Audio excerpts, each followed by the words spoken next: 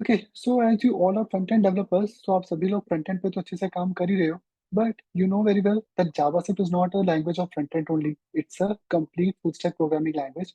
तो जावास्क्रिप्ट लोग full stack application buildup कर सकते हैं। सी द पिक्चर जो आपने पहले भी मैंने आपको कई बार दिखाई है। तो ओनली प्रोग्रामिंग लैंग्वेज जो फ्रंट एंड और बैक एंड दोनों पे वर्क करती है, that is only the JavaScript. जबकि जावास्क्रिप्ट को बिल्ड किया गया था for the front end, but now the same JavaScript can be used on the server side. So in short, Java सिर्फ वो प्रोग्रामिंग लैंग्वेज है जो फ्रंट एंड पे भी काम कर रही है और बैक एंड पे भी काम कर रही है। And that is one of the biggest reason to learn node JS nowadays. क्योंकि नोड जेएस पढ़ने के लिए first of all we only need a good expertise level of JavaScript. और ऑलरेडी आप सभी लोग फ्रंट एंड डेवलपर हो, तो दैट मीन्स आप लोग जावास्क्रिप्ट से ही बैक एंड में भी काम कर सकते हो। Okay, okay, so as we all know कि फ्रंट एंड जो होता है वो तो तीन चीजों पे ही चलता है, like HTML, CSS and JavaScript, जिसमें additionally for the advance part आप कर सकते हो रिएक्ट, एंगुलर और व्यू। लाइक आप में से मैक्सिमम स्टूडेंट्स ने रिएक्ट किया होगा, ठीक है। ऑल्दो मैं रिएक्ट 40-50% जानता हूँ, बट मैंने रिएक्ट पे कोई रियल टाइम एप्लीकेशन कभी नहीं बनाई, जस्ट एक डमी एप्स बनाई है सम टाइम, वो भी बहुत पहले। बट या मेरा मेन जो कोर एक्सपीरियंस है वो फ्रंट एंड के साथ साथ एंगुलर में भी है।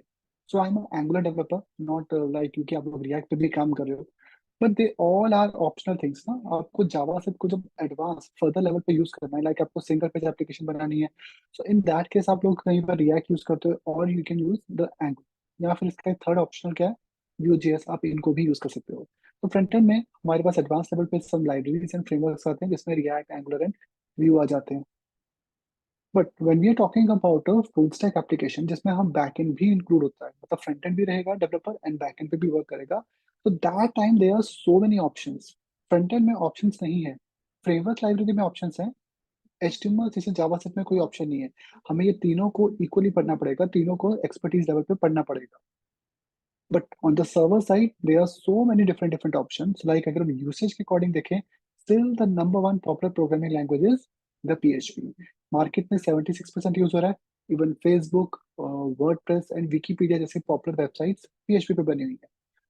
सेकेंड नंबर पे माइक्रोसॉफ्ट का डॉट नेट है, थर्ड पे रूबी है। रूबी ने पिछले 5 साल में बहुत अच्छा गेन किया है। जावा भी है, लेकिन जो सबसे ज्यादा फास्टेस्ट स्पीड से ग्रो कर रहा है बैकएंड में, that is node JS. So what is node JS? Node JS है क्या?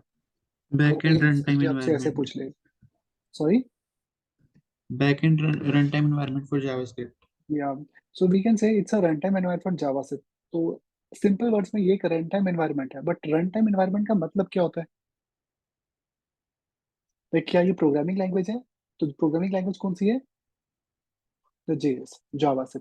और यूजली ये कहाँ की प्रोग्रामिंग लैंग्वेज है? वैसे तो ये फ्रंट एंड की लैंग्वेज है, पर जावा से का ही एक इन्वायरमेंट बैकएंड के लिए अवेलेबल है, and that is called node JS. किसी भी प्रोग्रामिंग लैंग्वेज को, कोई भी आप ले लो, सी, सी प्लस प्लस, जावा, पाइथन, जावा, सभी को रन करने के लिए एक इन्वायरमेंट चाहिए होता है। जैसे we all are human beings, लेकिन हम लोग सिर्फ धरती पे ही क्यों हैं, किसी दूसरे प्लेनेट पे क्यों नहीं है?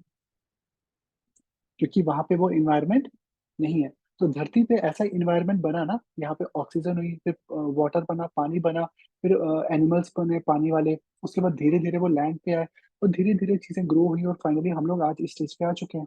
तो जब तक वो इन्वायरमेंट नहीं बनेगा, लाइक किसी दूसरे प्लेनेट पे जब तक ऐसा इन्वायरमेंट नहीं बनेगा, तब तक वहां पे लाइफ स्टार्ट नहीं हो सकती। ओके, तो सिस्टम में, कंप्यूटर्स में भी इन्वायरमेंट्स होते हैं जिसपे लैंग्वेजेस चलती हैं, जैसे सी है, सी प्लस प्लस है, इन सभी के अपने रन टाइम इन्वायरमेंट्स होते हैं। जावा से इनिशियली क्या थी? जब जेएस को बिल्डअप किया गया था, तो तब ये क्या थी? That time it was a client side scripting language. अब क्लाइंट साइड का मतलब ब्राउजर पे काम करने वाली, और किस टाइप की लैंग्वेज थी ये? और स्क्रिप्टिंग प्रोग्रामिंग लैंग्वेज। तो जावास्क्रिप्ट को ब्राउजर पे रन करते थे as a scripting programming language. 2009 में जब गूगल क्रोम लॉन्च हुआ, तो गूगल क्रोम के अंदर जो जावास्क्रिप्ट का रन करने का इन्वायरमेंट था, वो एक्चुअल में अलग था, क्योंकि वो रन टाइम पे जावास्क्रिप्ट को कंपाइल करता था। जैसे जावास्क्रिप्ट का सिंटेक्स कैसा है? हाई लेवल, मतलब कंपाइल लैंग्वेजेस की तरह या स्क्रिप्टिंग लैंग्वेजेस की तरह? जावास्क्रिप्ट का जो सिंटैक्स है वो किस प्रोग्रामिंग की तरह है? जैसे सी, सी प्लस प्लस के जैसा है, जावा के जैसा है, स्क्रिप्टिंग। या फिर ये स्क्रिप्टिंग है। स्क्रिप्टिंग लैंग्वेजेस जैसा है? तो it's based on scripting languages, जैसे कि रूबी हो गया, पीएचपी हो गया, और वी कैन सिंपली से पाइथन। लेकिन when Google Chrome browser was launch, वो एक्चुअल में बाकी ब्राउजर से काफी फास्ट था। द रीजन वाज कि क्रोम के अंदर एक अलग टाइप का इंजन चल रहा था जो एक्चुअल में काफी बेटर था, काफी फास्ट था। And the name of that engine was, तो गूगल क्रोम का कौन सा रन टाइम इंजन है? V8। The V8 engine. जैसे अगर आप लोग कार्स वगैरह ड्राइव करते हो, तो आपको पता होगा कि नाउ डेज कार्स में दो टाइप के इंजन आ रहे हैं, पेट्रोल में भी। एक होता है पेट्रोल का नॉर्मल इंजन जिसको नेचुरल एस्पिरेंट कहते हैं, और एक होता है टर्बोचार्ज। जो टर्बोचार्ज वाला इंजन है वो एक्चुअल में जैसे अब 1500 सीसी में दो कारें आ रही हैं, लेट्स सपोज वर्ना या क्रेटा। तो उसका जो नॉर्मल इंजन है वो 1.5 115 सीसी का होता है, 115 bhp की पावर देता है। तो जो नॉर्मल क्रेटा का इंजन आता है वो 1.5 की bhp की पावर देता है। लेकिन उसी में जो टर्बो चार्ज इंजन आता है वो 160 bhp की पावर देता है। ठीक है। तो अगर हम इसको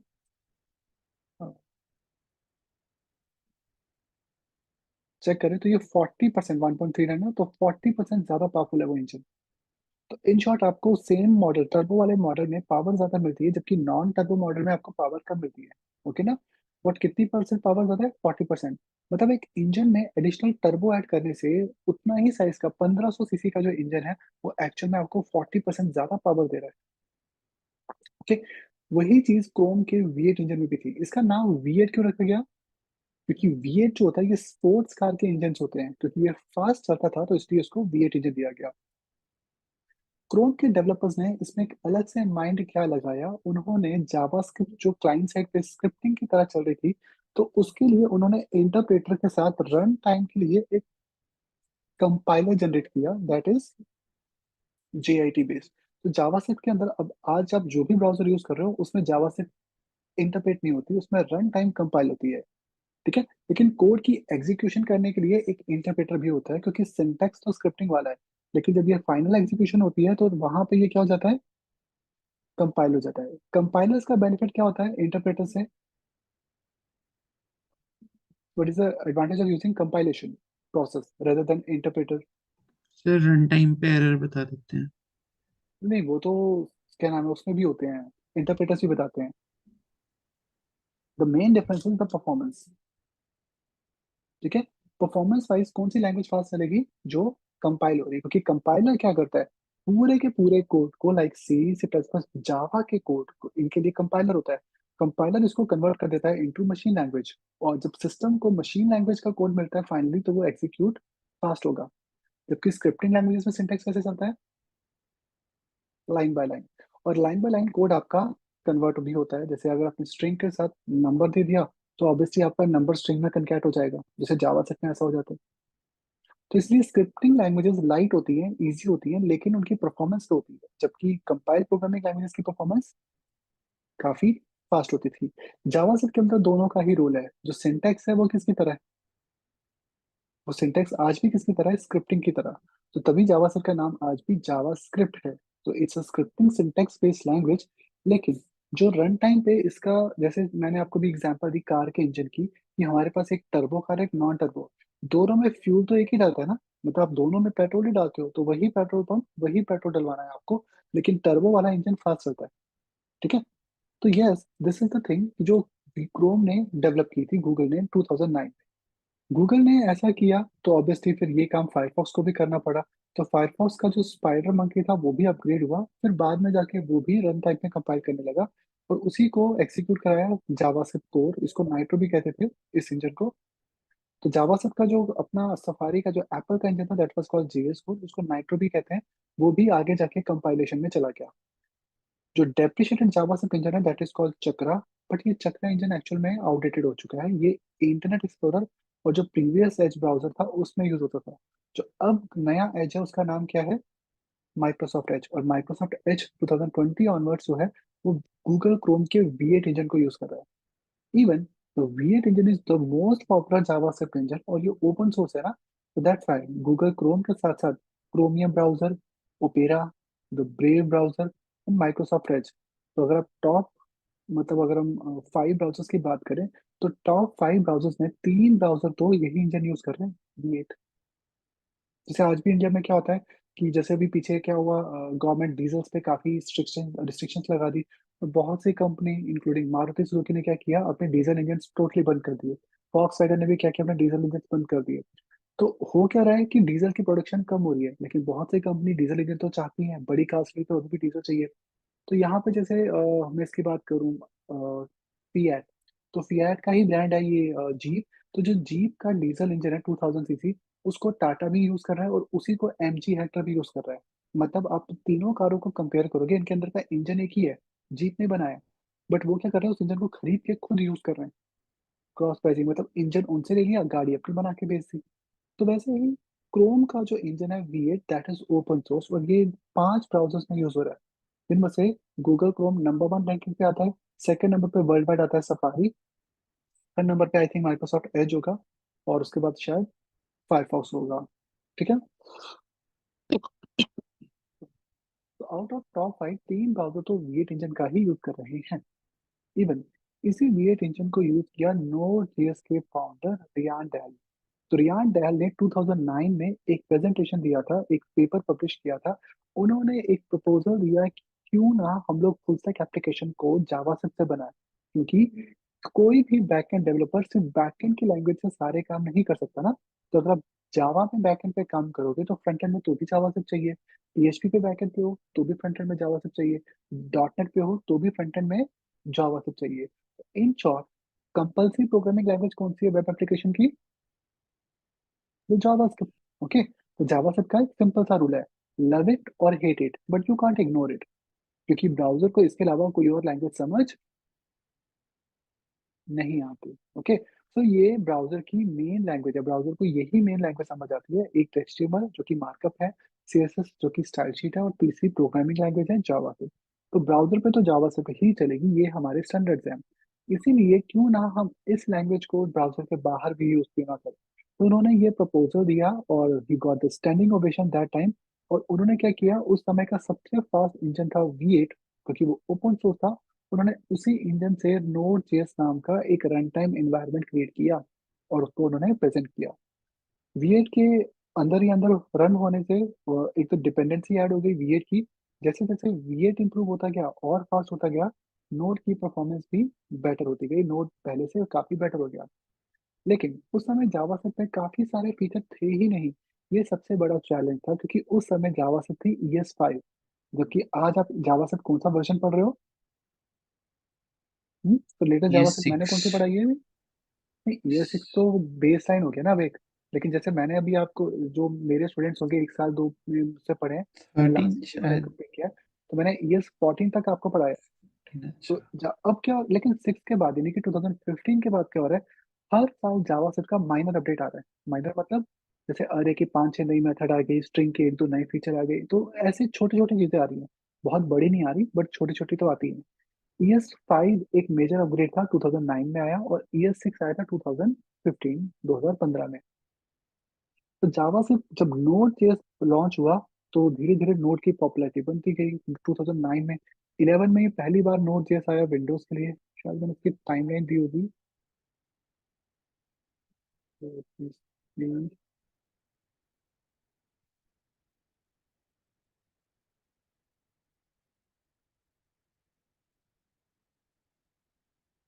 ओके, तो 2009 में नोड जेएस को रियान डेल ने फाउंड किया था। 2010 में इसका पैकेज मैनेजर आ गया, which was NPM.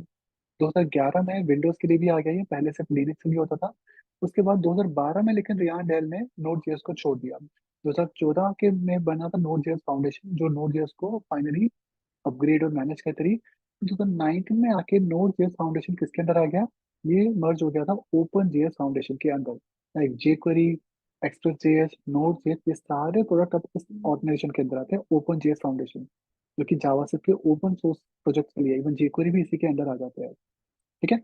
Node JS ने के जो फाउंडर थे, उन्होंने 3-4 साल के बाद नोड जेएस को छोड़ दिया था। रियान डेल ने, नोड जेएस का कुछ डिस्प्यूट हुआ था जिसकी वजह से उन्होंने नोड जेएस छोड़ दिया। फाइनली उन्होंने क्या किया, नोड जेएस का एक कॉम्पिटिटर क्रिएट करके मार्केट में लॉन्च किया, जिसका नाम था डेनो। जिसमें DE ये रहा और NO ये रहा, मतलब नोड के नाम को उन्होंने स्वैप कर दिया। तो पहले 2 कैरेक्टर्स को लास्ट में ऐड कर दिया, लास्ट के 2 को पहले ऐड कर दिया, तो नोड का ही डेनो जो है वो एक कॉम्पिटिटर है। तो नोड जेएस का सबसे क्लोज जो, मतलब वो है मीन्स कॉम्पिटिटर रन टाइम है जावा से बेस्ड, वो डेनो है। डैनो में कुछ एक्स्ट्रा फीचर्स हैं, लाइक सिक्योरिटी थोड़ी सी बेटर है, और वो टाइप स्क्रिप्ट भी सपोर्ट करता है, जबकि नोड में डिफॉल्ट टाइप स्क्रिप्ट सपोर्ट नहीं है, वो सिर्फ जावा पे ही चलता है। लेकिन ऑब्वियसली नोड ज़्यादा पुराना है, बेटर है, ज़्यादा इसकी फंडिंग है, और ओपन जीएस के अंदर आ जाता है। तो जो पॉपुलैरिटी गेन हो रही है वो तो नोड की ही हो रही है। बाय यूजिंग नोड जेएस हम लोग काफी सारे वो काम कर सकते हैं जो फ्रंट पे पॉसिबल नहीं थे, जैसे कि वेबसाइट के लिए बैकएंड बनाना, डेस्कटॉप ऐप बनाना, मोबाइल ऐप बनाना, कंसोल ऐप बनाना, ये सारे काम हम लोग बैकएंड में कर रहे हैं। ये किसके बेसिस पे कर रहे हैं? नोड। इवन आप सभी ने फ्रंट एंड में भी तो नोड जेएस यूज किया हुआ है। तो फ्रंट एंड में नोड जेएस का यूज क्या है? एक फ्रंट एंड डेवलपर को नोड जेएस की जरूरत क्यों पड़ती है? क्योंकि सर इसको बैकएंड एनपीएम पे तो से। काम नहीं करना है। यस। तो main answer is you need NPM. आप अगर रिएक्ट पे काम कर रहे हो तो रिएक्ट में एक तरीका क्या होता है, रिएक्ट की स्क्रिप्ट्स आती है, लाइब्रेरी आती है, उनको इंक्लूड करो। लेकिन वो बहुत स्लोली काम करेंगी। इसलिए रिएक्ट जो एक्चुअल काम करता है वो कैसे होता है? एनपीएम के साथ। तो एनपीएम इंस्टॉल, इवन अगर आप रिएक्ट से पहले की बात करो, तो जब आपने सैस पढ़ा था, तो सैस भी तो नोड जेएस के बिना इंस्टॉल नहीं होता। तो फ्रंट एंड में जो मैंने सैस पढ़ाया था वो भी तो विदाउट नोड जेएस पॉसिबल नहीं था। ओके। तो दिस द थिंग कि कैसे नोड.जेएस अपने टाइमलाइन 2009 से लेके अब इतना ज्यादा पॉपुलर हो गया। इस समय मार्केट में 3% वेबसाइट जो है वो एक्चुअल में नोड.जेएस पे बन चुकी हैं। ओके, मैं आपको कुछ एग्जांपल भी दूंगा कौन कौन सी वेबसाइट है। धीरे धीरे नोड जावा को ओवरटेक कर देगा, रूबी को, डॉटनेट को। हाँ, पीएचपी को ओवरटेक करने में शायद उसको काफी ज्यादा टाइम लगेगा, क्योंकि पीएचपी की वेबसाइट लाइट होती है, और पीएचपी को बहुत हैवी सर्वर नहीं चाहिए। नोड के लिए नॉर्मली वीपीएस होता है, प्राइवेट सर्वर चाहिए होता है, तो शायद ये नंबर 2 तक आ सकता है। 1 पे आएगा या नहीं आएगा वो तो टाइम ही बताएगा। तो धीरे धीरे नोड की पॉपुलैरिटी काफी बेटर होगी। इवन मैंने 2015 में नोड पढ़ना शुरू कर दिया था। 16 में I started working on one application, तब मुझे एंगुलर भी, मैं एंगुलर भी पढ़ा रहा था। तो एंगुलर प्लस नोड के कॉम्बिनेशन के लिए एक नई जॉब प्रोफाइल बनी थी, मीन स्टैक। तो पहले 2015 में एक मीन स्टैक नाम की टर्म आई थी, मोंगोडीबी, एक्सप्रेस.जेएस, एंगुलर एंड नोड। फिर जब रिएक्ट पॉपुलर हुआ तो मर्न स्टैक की आई, फिर जब व्यू पॉपुलर हुआ तो एमवीवीएन स्टैक की आ गई। ओके। जैसे आप सब लोग ऐसा में देख लो कि मर्न स्टैक की बहुत डिमांड है, तो मर्न स्टैक में सिर्फ एक वर्ड आर होता है, रिएक्ट। बाकी सब तो नोड के है ना। एम मतलब मोंगोडीबी, ई मतलब एक्सप्रेस, आर होता है रिएक्ट, और एन क्या होता है? Node JS. तो यहाँ पे तीन चीजें आपको, मतलब नोड के इस कोर्स में आपकी मेनली तीन चीजें हैं, node, express and MongoDB. Okay. Even इसमें मोंगोस भी रहेगा आपका। तो एपीआई बनाने का काम हमारा नोड पे रहेगा, और एपीआई एपीआई को कंज्यूम या यूज करने का काम आपका फ्रंट एंड पे रहेगा। फ्रंट एंड पे आप एपीआई को कैसे भी यूज करो ये आपकी चॉइस है। आप फ्रंट एंड में फैच एपीआई से काम कर लो, आपकी मर्जी। आप jQuery से एपीआई फैच कर लो, आपकी चॉइस है। आप रिएक्ट से कर लो या फिर आप एंगुलर से कर लो, उससे कोई फर्क नहीं पड़ता। एपीआई बनाने का काम किसमें होता है? The back end part, like node. तो node is the most popular one in a web based application. तो वेबसाइट का बैकएंड बनाने के लिए नोड फर्स्ट चॉइस है। नोड से हाइब्रिड एप्स भी बनती हैं, जैसे कि डेस्कटॉप और मोबाइल की। आप सभी लोग जिस एडिटर पे काम करते हो, तो वीएस कोड, ये खुद क्या है? किससे बना हुआ है? ये जावास्क्रिप्ट। नोड से ही बना हुआ है। तो ये नोड प्लस एचटीएमएल सीएसएस से बना हुआ है। मतलब जावास्क्रिप्ट, एचटीएमएल सीएसएस, नोड, ये इन सब चीजों से बना हुआ है। इसलिए जब आप इसको इंस्पेक्ट करते हो ना, प्रोग्राम डेवलपर टूल, तो जो आपको इंस्पेक्ट आता है ये क्रोम का आता है, क्योंकि वीएट इंजन जो क्रोम का है वो ऐसा ही इंस्पेक्टर देता है आपको। ये क्रोम का इंस्पेक्ट आता है इसमें। तो एक्चुअल में ये जो इंटरफेस है ये एचटीएमएल से बनाया गया है, बट इसको एज अ सॉफ्टवेयर बनाया गया। सिर्फ डेस्कटॉप ही नहीं, ये मोबाइल के लिए भी पॉपुलर है। जैसे इस टाइप की ऐप को कहते हैं हाइब्रिड, जो बनती हैं एचटीएमएल से और जावास्क्रिप्ट से, लेकिन बाद में वो किसी भी प्लेटफॉर्म पे काम कर सकती हैं, मैक हो या विंडोज हो या लिनक्स।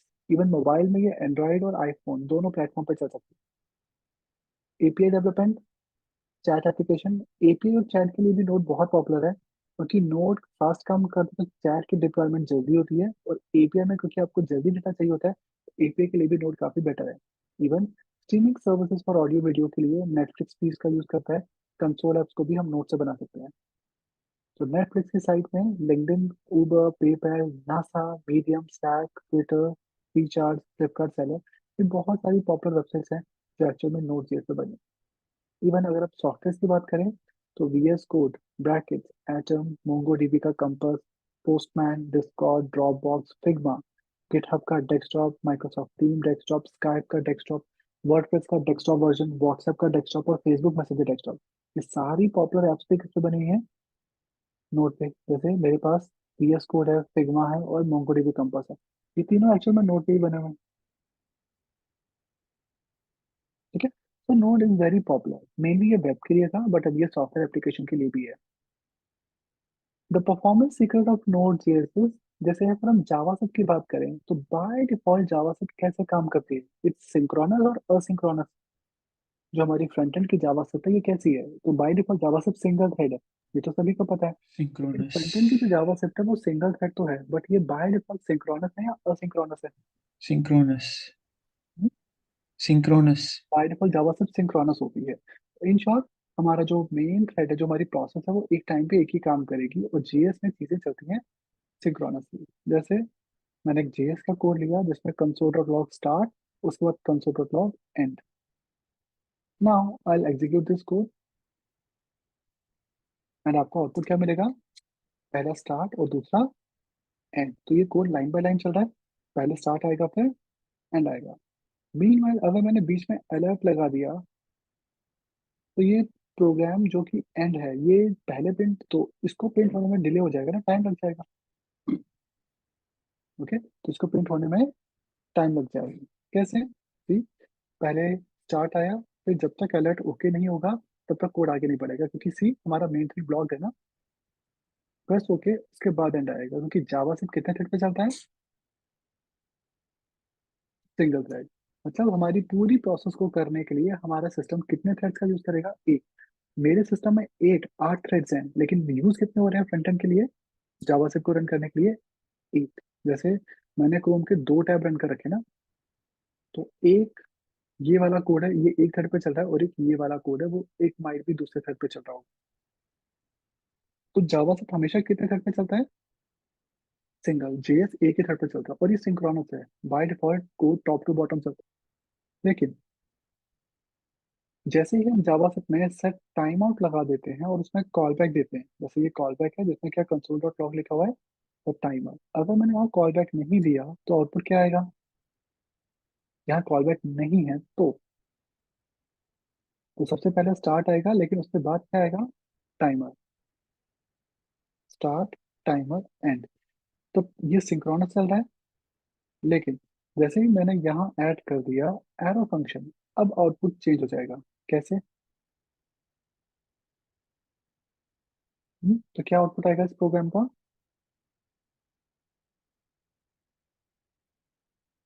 हम्म, क्या आउटपुट आएगा यहाँ पे?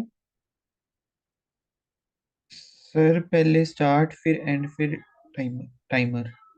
ठीक है, तो पहले स्टार्ट फिर एंड और फिर टाइमर। क्यों? क्योंकि we are using a time out.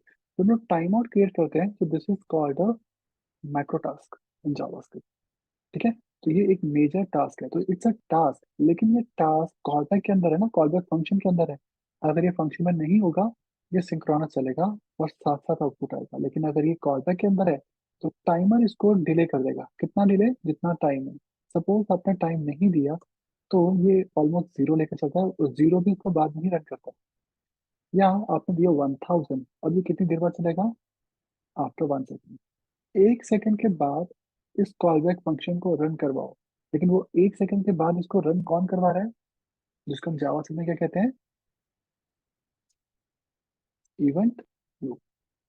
तो फ्रंट एंड जावा में एक इवेंट लूप था जो अभी भी है और नोड में भी है। इवेंट लूप क्या होता है? और सिंक्रोनस सारे ऑपरेशन किसके थ्रू चलते हैं? इस इवेंट लूप के थ्रू। तो जो हमारा कॉल स्टैक है वो एक टाइम पे कितने टास्क कर सकता है, कितनी प्रोसेस को हैंडल करेगा? एक।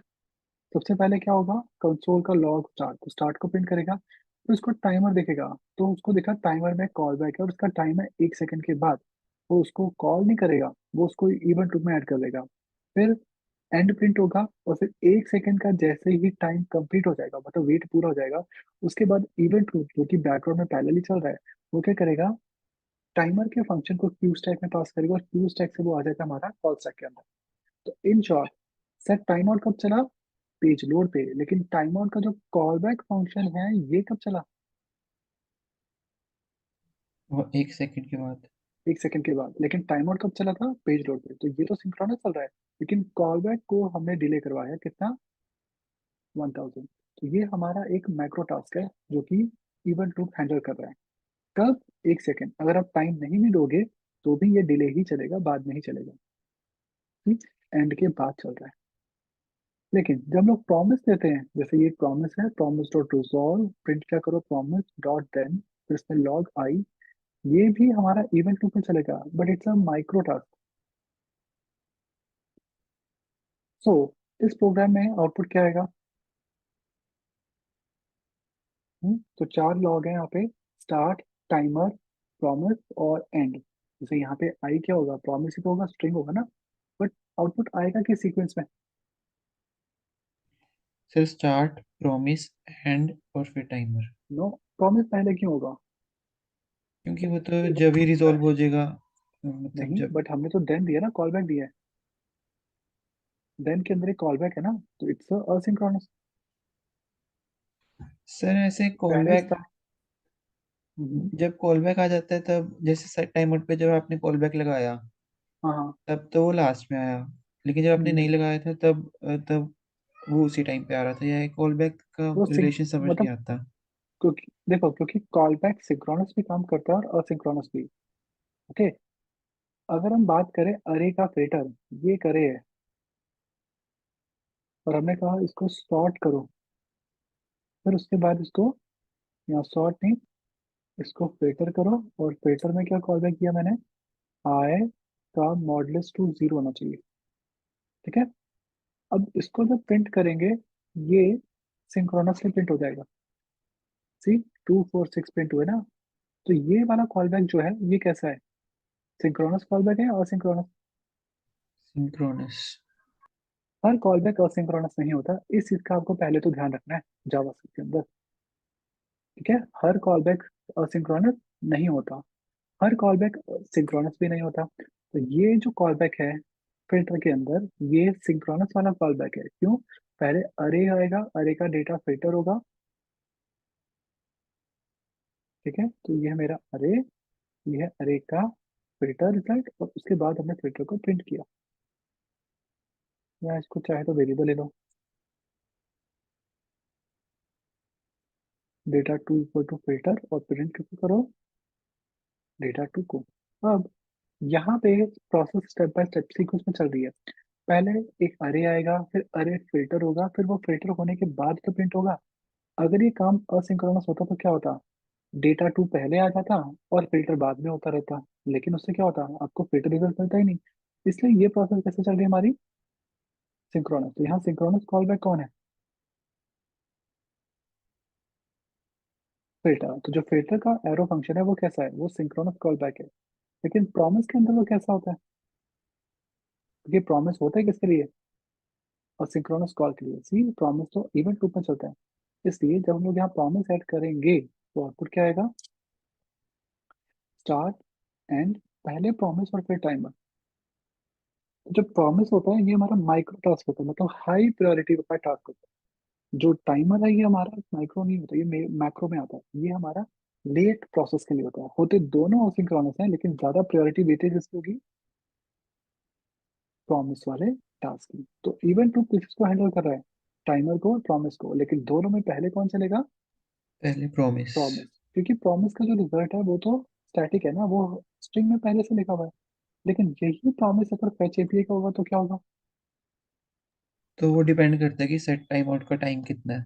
नहीं, टाइम आउट नहीं, फेच का अपना टाइम होता है ना। फेच को जब फाइल मिल जाएगी, डेटा पास करेगा, उसके बाद वो उसको प्रिंट कर देगा। हाँ मतलब अगर यहाँ पे फेच को आपके, पहले मिल गई तो वो पहले आ जाएगा। हाँ, मतलब अब आपको रिजल्ट पे टाइम वेट का नहीं करेगा। पता। बिल्कुल, वो रिजल्ट का वेट कर रहा है, जब डेटा आ जाएगा तब। मतलब ये प्रॉमिस स्टैटिक रिजल्ट दे रहा है, लेकिन ये प्रॉमिस तो डायनामिक दे रहा है ना, तो इसको थोड़ा सा टाइम ज्यादा लगेगा। बट चलेगा ये असिंक्रोनसली। मतलब आपका मेन थ्रेड फ्री हो चुका है, या आपने रिफ्रेश किया, मेन थ्रेड फ्री हो गया, उसके बाद वो वेट करेगा कि अब इवेंट लूप किसको प्रिंट करेगा। इवेंट लूप 5 चीजों को असिंक्रोनसली हैंडल कर रहा है। किसको, टाइमर को, इवेंट्स को, एजेक्स एंड फेच को, प्रॉमिसेस को, और async await. Even async await भी प्रॉमिस रिटर्न करते हैं। इन शॉर्ट, यहाँ पे आप असिंक अवेट की जगह प्रॉमिस भी लिख सकते हो। सर इसमें से फर्स्ट बस टाइम, टाइमर, इसमें से बस टाइमर माइक्रो टास्क है। नहीं, इवेंट भी है। ये दोनों मैक्रो हैं, बाकी तीन हम्म, माइक्रो। बाकी फेच प्रॉमिस बेस्ड है तो ये माइक्रो टास्क में आता है, लेकिन एजेक्स में तुम इवन लगाते थे ना ऑन लोड या ऐड क्या नाम था, रेडी स्टेट चेंज। तो एजेक्स इवन पे चल रहा था और फेच जो है प्रॉमिस पे चलता है। सर एजेक्स तो अब कहीं पे यूज ही नहीं होता ना, तो सिर्फ फेच ही देखो रखेंगे। आज भी बहुत सी जैसे बैंकिंग एप्लीकेशन है, क्या वो ES6 पे बनते हैं, बनाई जाती हैं? नहीं। अगर आप रिएक्ट की बात कर रहे हो तो रिएक्ट में आप लोग वो यूज करते हो ना, बेबल JS, वो क्यों यूज की जाती है रिएक्ट में? रिएक्ट में वो करते हैं एक्सियोस। नहीं, वो तो आपकी API कॉलिंग के लिए ना। रिएक्ट के अंदर एक बेबल JS डिपेंडेंसी भी होती है जो रिएक्ट के अंदर होती है, वो क्यों यूज की जाती है? पता नहीं चलो मैं सर। आपको बता देता हूँ बेबल है क्या। Babel is a next generation JavaScript compiler. जब आप एक तरफ मॉडर्न जावास्क्रिप्ट लिखते हो, मॉडर्न मतलब लेटेस्ट जावास्क्रिप्ट ES6, ES7, 8 और ES14 तक, क्या वो पुराने ब्राउजर्स को समझ आता है? अच्छा सर, नहीं। मुझे पता है शायद बेबल क्या है वो, मतलब जैसे हम वो लगाते JS थे, के कोड को पुराने कोड में कन्वर्ट कर देता है। उसको टाइप बताना पड़ता है पहले कि कौन से टाइप नहीं में नहीं, वो क्या। टाइप स्क्रिप्ट है। वो टाइप स्क्रिप्ट है, बट हाँ टाइप स्क्रिप्ट का भी अपना कंपाइलर होता है। वो भी यही काम करेगा जैसे ये था टाइप स्क्रिप्ट का कंपाइलर। तो लेफ्ट हैंड साइड आपने जावास्क्रिप्ट लिखी, जैसे आपने कॉन्स्ट एक्स क्या लिखा, स्ट्रिंग। तो राइट हैंड साइड वो कॉन्स्ट एक्स स्ट्रिंग, ये भी जावास्क्रिप्ट है, ये भी जावास्क्रिप्ट है। यहाँ स्टिक मोड है, ये एक्चुअली में टाइप स्क्रिप्ट है। अगर आपने कॉन्फ़िगरेशन में जाके इसको टारगेट दिया ES5, अब 5 में कौन सा काम करेगा नहीं, तो सी वो किस में कन्वर्ट हो गया, तो कॉन्स्ट किस में कन्वर्ट हो गया, वैर में। वेर के अंदर, ठीक है। और अगर आपने क्लास बनाई है तो वो किस में कन्वर्ट हो जाएगी, फंक्शन। फंक्शन के अंदर। तो दिस इज बेबल और टाइपस्क्रिप्ट, ये दोनों यही काम करते हैं। तो एंगुलर और रिएक्ट के अंदर, जैसे एंगुलर में टाइपस्क्रिप्ट का कंपाइलर होता है और बेबल में होता है रिएक्ट में होता है बेबल का। ये भी फीचर आपको देते हैं कि आप अपना कोड तो नए जावास्क्रिप्ट में, लेटेस्ट जावास्क्रिप्ट में लिखो, ES6 या ES30 तक, जहां तक आपको यूज करना है आप जो यूज करना चाहो कर लो। लेकिन वो आपके कोड को पुराने ब्राउजर के कंपेटेबल बना देता है। जो आप डिस्ट बनाते हो ना, डिस्ट्रीब्यूशन की फाइल, फाइनली उसके अंदर वो ऐसा कोड भी दे सकता है आपको। और ये कोड पुराने से पुराने ब्राउजर को भी समझ आ जाता है। Okay sir. तो बट डेवलपर के लिए तो आसानी है ना, सिर्फ 2 लाइन का कोड लिखो और रन टाइम पे वो 10 लाइन का हो रहा है, क्या फर्क पड़ता है हमें, हमें तो 2 लाइन का लिखना पड़ा ना डेवलपमेंट के टाइम पे। ठीक है। बस यस। थोड़ी सी एरर हैंडलिंग वगैरह बेबल में और टाइपस्क्रिप्ट में बेटर हो जाती है। तो रिएक्ट के अंदर भी इंटरनली जावास्क्रिप्ट तो चल रही है, तो इवेंट लूप हर जगह सेम है। ठीक है, तो हमारे मैक्रो टास्क किसमें चलते हैं, इवेंट पे बेस्ड। और जो माइक्रो टास्क हैं टाइमर और इवेंट पे बेस्ड। वो जो हमारे माइक्रो टास्क हैं वो चलते हैं फेच एंड प्रॉमिस। जैसे फेच के अंदर क्या है, प्रॉमिस ही तो है। वो भी तो फेच में हम लोग देन लगाते हैं क्योंकि वो आपको बिल्ड इन प्रॉमिस है। तो बिल्ड इन प्रॉमिस में आपने एक फेच पढ़ा था और एक आपने पढ़ा था नेविगेटर डॉट जियो लोकेशन डॉट गेट कर। ये भी आपको प्रॉमिस देते हैं, इसमें भी कॉल बैक होते हैं। ठीक है। सो दैट्स वाई जो नोड जेएस है वो काफी फास्ट काम कर लेती है, क्योंकि नोड में भी, लेकिन नोड में और फ्रंट एंड जावास्क्रिप्ट में एक मेजर डिफरेंस ये है कि नोड बाय डिफॉल्ट असिंक्रोनस है, जबकि फ्रंट एंड जावास्क्रिप्ट सिंक्रोनस है। इसलिए नोड जेएस की ऑफिशियल डेफिनेशन क्या है, it is asynchronous and event driven JavaScript run time. मतलब नोड जैसे फ्रंट एंड जावास्क्रिप्ट की डिफॉल्ट API कैसी है, सिंक्रोनस। बाय डिफॉल्ट हर चीज सिंक्रोनस है। असिंक्रोनस के लिए आप टाइमर, इवेंट या प्रॉमिस यूज कर रहे हो।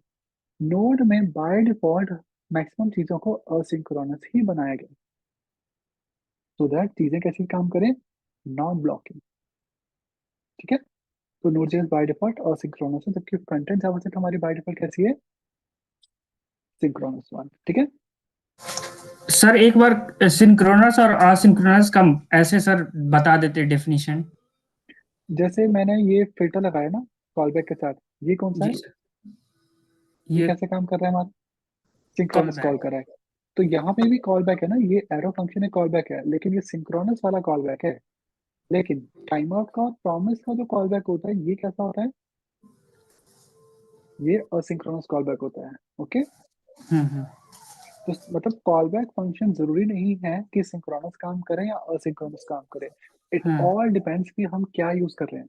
जब हम लोग हम्म। अरे के फिल्टर सॉर्ट या अरे की बाकी मेथड मैप यूज करते हैं, तो या फॉर ईच यूज करते हैं, वहां पे वो सिंक्रोनस काम करता है। लेकिन जब लोग टाइमर या प्रॉमिस यूज करते हैं तो वहां पे वो कैसे काम करता है, वहाँ सिंक्रोनस। असिंक्रोनस। तो ये टाइमर, तो इवेंट लूप किसमें होगा, असिंक्रोनस में तो होगा, सिंक्रोनस में तो इवेंट लूप होता ही नहीं है। ओके, तो पहला डेटा आया, उसके बाद डेटा को क्या किया, फिल्टर किया, और उसके बाद डेटा को प्रिंट किया। तो ये पूरी प्रोसेस कैसे चल रही है, one by one, line by line. तो ये सिंक्रोनस प्रोसेस है ना हमारी, हम्म। ये मेन थ्रेड को ब्लॉक कर रही है ना। तो पहले अरे फिल्टर रुकेगा तभी तो स्टार्ट प्रिंट होगा। Okay sir. अरे फिल्टर हुआ फिर स्टार्ट प्रिंट हुआ, एंड तक यहाँ तक सिंक्रोनस है। इसके आगे के सारे टास्क कैसे हैं, दोनों। एंड मतलब ये यहाँ तक सिंक्रोनस था, इसके बाद जो हो रहा है जावास्क्रिप्ट में वो क्या है, वो असिंक्रोनस है। असिंक्रोनस को कौन हैंडल कर रहा है, the event loop in JavaScript, ये। Okay, okay sir. बट इसमें मेन रोल होता है कॉल बैक का। जैसे मैंने आपको एग्जांपल दी, हाँ, इस एग्जांपल में, हमने सेट टाइम आउट के अंदर एरो फंक्शन दिया है ना, क्योंकि हमने एरो दिया है इसलिए टू बाद में आएगा। लेकिन अगर यहाँ एरो नहीं दिया होता, अगेन वही पुरानी एग्जांपल ले लेता हूँ, यहाँ पे एरो नहीं देता तो ये टाइमर सिंक्रोनस हो जाता ना। क्योंकि अब टाइमर कॉल नहीं कर रहा, हम कॉल कर रहे हैं कंसोल डॉट लॉग को। तो स्टार्ट के बाद क्या आएगा, टाइमर, फिर एंड, टाइम। फिर प्रॉम्प्ट। अब सिर्फ प्रॉमिस और सिंक्रोनस है, टाइमर सिंक्रोनस हो रहा है क्योंकि हम लॉग को कॉल कर रहे हैं, टाइमर कॉल नहीं कर रहा। एरो देते क्या हुआ, अब एरर की टाइमर वजह कहाँ से। चला गया, हाँ। इवेंट लूप में, और ये अपने टाइम का वेट करेगा। जब आप टाइम नहीं भी देते तो भी वो बाद में ही चलता है। और जब टाइम दे देते हो जैसे 1000, तो वो 1 सेकंड या जितना डिले दो उतने के बाद चलता है। हम्म। लाइक हमारी वेबसाइट के पॉपअप, तो मेरी वेबसाइट पे पॉपअप आता है 5 या 10 सेकंड के बाद, बट वो क्या मेन थ्रेड को ब्लॉक करता है, नहीं, वो कभी भी आपके मेन थ्रेड को ब्लॉक नहीं करता। It's like a background task जो बैकग्राउंड में एक्टिविटी दे रहा है, ठीक है। ठीक है सर। तो पहली बार क्या होगा, कंसोल पे लॉग वन आएगा और टाइमर चलेगा। लेकिन टाइमर तो चल गया, लेकिन उसका कॉल बैक कहाँ चला जाएगा, इवेंट लूप में। मतलब ये बैकग्राउंड में जाके स्टोर हो गया। तो कॉल स्टैक पे पहले चला लॉग वन, फिर चला टाइमर, फिर चला थ्री, लेकिन ये कहाँ चला गया, इवेंट लूप में। इवेंट लूप में चला गया। हाँ। इवेंट लूप में चला गया, अब थ्री प्रिंट हो गया तो कॉल स्टैक हमारे खाली, सारी प्रोसेस बंद होगी ना। अब वो हाँ। इसके टाइम का वेट करेगा। अगर आपने टाइम मिली सेकंड में दिया होता तो उतने मिली सेकंड के बाद चलता, क्योंकि इट्स मैक्रो टास्क। लेकिन अगर आप टाइम नहीं भी देते हो तो भी ये बाद में ही चलेगा, लेकिन प्रॉमिस से पहले चल जाएगा ये, क्यों, सॉरी, प्रॉमिस से पहले चल जाएगा क्योंकि प्रॉमिस क्या है, क्योंकि micro promise task. Macro task है, वो जल्दी एग्जीक्यूट होगा। जैसे यहाँ देखो, पहले वन आएगा, फिर टाइम आउट है ना, तो टू पहले आएगा या फोर पहले आएगा, पहले 4 आएगा फिर 2 तो आएगा। वन आएगा फिर फोर आएगा, और थ्री और टू की रेस है। बट ऑब्वियसली ये पहले चलेगा, इट्स अ प्रॉमिस, है ना, ये लॉग आई, ये पहले चलेगा, टाइमर इसके बाद चलेगा। लेकिन अगर यही प्रॉमिस होता फेच वाला, तो वो टाइमर के बाद हो जाता, क्योंकि फेच में जब फाइल से डेटा आता है वो थोड़ा सा एग्जीक्यूशन में टाइम ज्यादा लेता है। तो इन शॉर्ट, प्रॉमिस का क्या मतलब हुआ सर, यहाँ पर प्रॉमिस का सॉरी, मतलब क्या हुआ? प्रॉमिस होता ही तो असिंक्रोनस फंक्शंस के लिए है। जब भी हम प्रोमिस का यूज करते हैं जावास्क्रिप्ट में, तो उसका रिटर्न हमेशा क्या आता है, वो हमेशा देन के थ्रू, देनेबल फंक्शन से चलता है ना, क्योंकि उसमें कॉल बैक देना पड़ता है हमें। प्रॉमिस होता है किस टास्क के लिए, सिंक्रोनस या असिंक्रोनस, असिंक्रोनस। प्रॉमिस होता ही किस ऑपरेशन के लिए, जो असिंक्रोनस होते हैं। तो वो जो हर वो माइक्रो टास्क जो कि असिंक्रोनस रन करवाना है, वो जावास्क्रिप्ट में कैसे चलता है, प्रॉमिस के थ्रू। अगर आपने ये ऑब्सोलेट एपीआई पढ़ी है, वैसे तो मैं बताता हूँ, जावास्क्रिप्ट में क्रोम में चलती है। तो गेट बैटरी हमें क्या रिटर्न करता है, प्रॉमिस। प्रॉमिस। इसलिए हमें इसके बाद क्या लगाना पड़ता है, देन, डॉट जिसमें ये देन। है आई, और आपने कंसोल लॉग में आई लिख दिया। अब देखो, ये बैटरी मैनेजर है, लेकिन ये आपको डेटा पहले देगा बाद में देगा। अब इसको यहाँ ट्राई करते हैं, उसी स्टार्ट एंड प्रॉमिस टाइमर, लेकिन बैटरी मैनेजर अब टाइमर के पहले या बाद में है, टाइम। बाद में। बाद में है। ऑल्दो अगर आप इसको पहले राइट कर दो, टाइमर से भी पहले, तो भी ये बाद में ही चल रहा है, क्यों? क्योंकि ये पहले सिस्टम को यानी कि ऑपरेटिंग सिस्टम को रिक्वेस्ट करेगा ना कि मुझे बैटरी की इंफॉर्मेशन दो। तो इस बैटरी मैनेजर को डेटा कहाँ से मिलेगा? क्या इस जावास्क्रिप्ट के पास स्टैटिक में डेटा अवेलेबल है या ऑपरेटिंग सिस्टम के पास है data? Operating system operating system के पास डेटा रहता है। ये ओएस को रिक्वेस्ट करेगा कि आप मुझे बैटरी का डेटा दो, और वो डेटा बैटरी से ओएस तक, मतलब ओएस के लेवल पे से डेटा को जावा से तक आने में जितना टाइम लगेगा उतनी देर तक ये वेट करेगा। इसलिए इसको कैसे बनाया गया है, इस एपीआई को? सिंक्रोनस या असिंक्रोनस? Asynchronous sir. असिंक्रोनस। अगर यहाँ मैं एरो फंक्शन यूज नहीं करूँ तो क्या होगा? तो ये मैंने लिखा सिंक्रोनस हो बैटरी। जाएगा। अब ये बैटरी को सिंक्रोनस दे रहा है लेकिन असिंक्रोनस दे ही नहीं रहा। लेकिन अगर ये एरो में होता तो ये तब प्रिंट करता जब ये सक्सेस होगा, यानी कि जब रिस्पॉन्स सक्सेसफुल होगा। कि प्रॉमिस की दो स्टेट होती है ना, पहली फुलफिल और दूसरी फेल। तो ये फुलफिल होने पे चलेगा, और फुलफिल कब होगा? जब बैटरी से वो डेटा आ जाएगा। और वो कितने टाइम बाद आएगा? वो कितना भी हो सकता है, 30 मिली सेकेंड, 40 या 50 मिली सेकेंड, कितना भी हो सकता है। ओके, बट ये क्रोम की एपीआई है ना, क्रोम ब्राउजर में चलती है, सफारी में और फायरफॉक्स में नहीं चलती, इसलिए हम इसको प्रेफर नहीं करेंगे। Okay, it's not a standard API. Clear? तो जावास्क्रिप्ट ऐसे ही चल रही है, फ्रंट एंड हो या फिर नोड जेएस, क्योंकि जावास्क्रिप्ट का अपना तरीका तो सेम ही है ना, वो अलग अलग तरीके से काम नहीं करती, वो एक ही तरीके से काम करती है। लेकिन जो नोड की डिफॉल्ट एपीआई है वो कैसी है? वो असिंक्रोनस। जैसे नोड में अगर हमें एक फाइल को रीड करना है तो फाइल रीडिंग हम फ्रंट एंड में नहीं करते, बैक एंड में करते हैं। वैसे फाइल रीडिंग फ्रंट एंड में भी एपीआई से हो जाता है, इसके लिए आप फेच यूज कर सकते हो या फिर फाइल एपीआई। लेकिन फाइल में राइट करना हो तो ये बैक एंड में होता है, फ्रंट एंड में नहीं होता। तो नोड में फाइल को रीड करने के लिए सबसे पहले हमें मॉड्यूल चाहिए, रिक्वायर एफएस। फिर हमने उसको रीड फाइल किया। इस फंक्शन का नाम है रीड फाइल सिंक। ये फाइल को रीड करेगा लेकिन सिंक्रोनसली। जब तक फाइल रीड नहीं होगी तब तक डेटा प्रिंट नहीं होगा, और जब तक डेटा प्रिंट नहीं होगा डन प्रिंट नहीं होगा। तो ये ऐप कैसे चल रही है, सिंक्रोनसली या असिंक्रोनसली? सिंक्रोनसली। सिंक्रोनसली। नोड इस काम को करने के लिए कभी भी रेकमेंड नहीं करता, क्योंकि इस केस में हमारा कोड ब्लॉक हो जाता है, हमारा मेन थ्रेड ब्लॉक हो जाएगा। क्या पता ये फाइल केबी की हो या एमबी की हो, तो इसको रीड होने में टाइम ज्यादा लगेगा। नोड कहता है कि आप इसको रीड फाइल फंक्शन से कॉल करो, not read file sync. Read file function के अंदर फाइल का नेम और दूसरा क्या है? एरो फंक्शन, यानी कि कॉल बैक। अब ये क्या करेगा? रिक्वेस्ट करेगा ओएस को कि ओएस करो मैं इनपुट आउटपुट को, कि फाइल को रीड करो। लेकिन जब तक फाइल रीड नहीं होती, रिस्पॉन्स नहीं आता, नोड आगे बढ़ जाएगा और वो क्या प्रिंट कर देगा? App running. तो ऐप रनिंग यहाँ पहले प्रिंट हो जाएगा। फिर जब इसको रिस्पॉन्स मिल जाएगा इनपुट आउटपुट से, तब अगर एरर होगा तो ये एरर प्रिंट करे, और अगर एरर नहीं है तो फिर ये आउटपुट प्रिंट करेगा। इस केस में ऐप रनिंग पहले आएगा और फाइल का आउटपुट पहले आएगा बाद में। हम्म? तो फाइल का आउटपुट इसमें कैसे आएगा? बाद में। क्यों? क्योंकि इसके अंदर एक कॉल बैक है ना। ये एरो क्या है? It's a call back function. Okay, तो नोड जेएस के अंदर रीड फाइल नाम का फंक्शन यूज करने के लिए क्या आपको टाइमर या फेच की जरूरत पड़ रही है? नो, क्योंकि एपीआई बाय डिफॉल्ट कैसी है?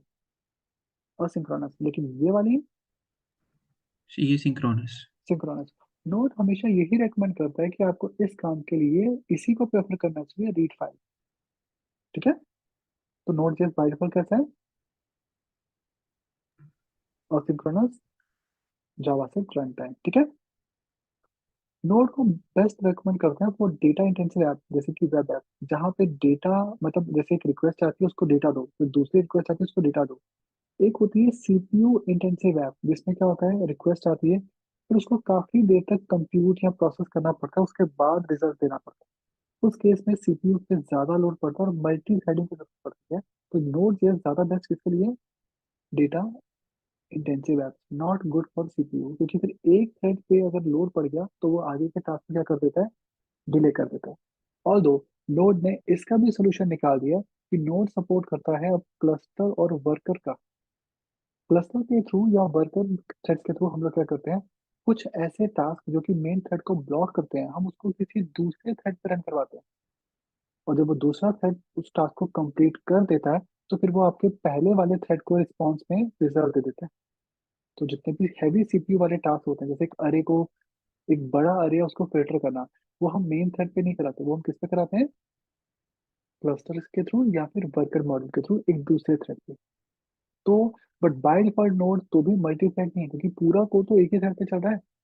हमने किसी किसी टास्क को क्या जबकि मल्टी थ्रेड में क्या होता है कि अगर टास्क लेंथी होता है तो सिस्टम मतलब जो ऐप है वो खुद ही, जैसे नोड है वो खुद दूसरा थ्रेड नहीं बनाता, हम मैनुअली बनाते हैं।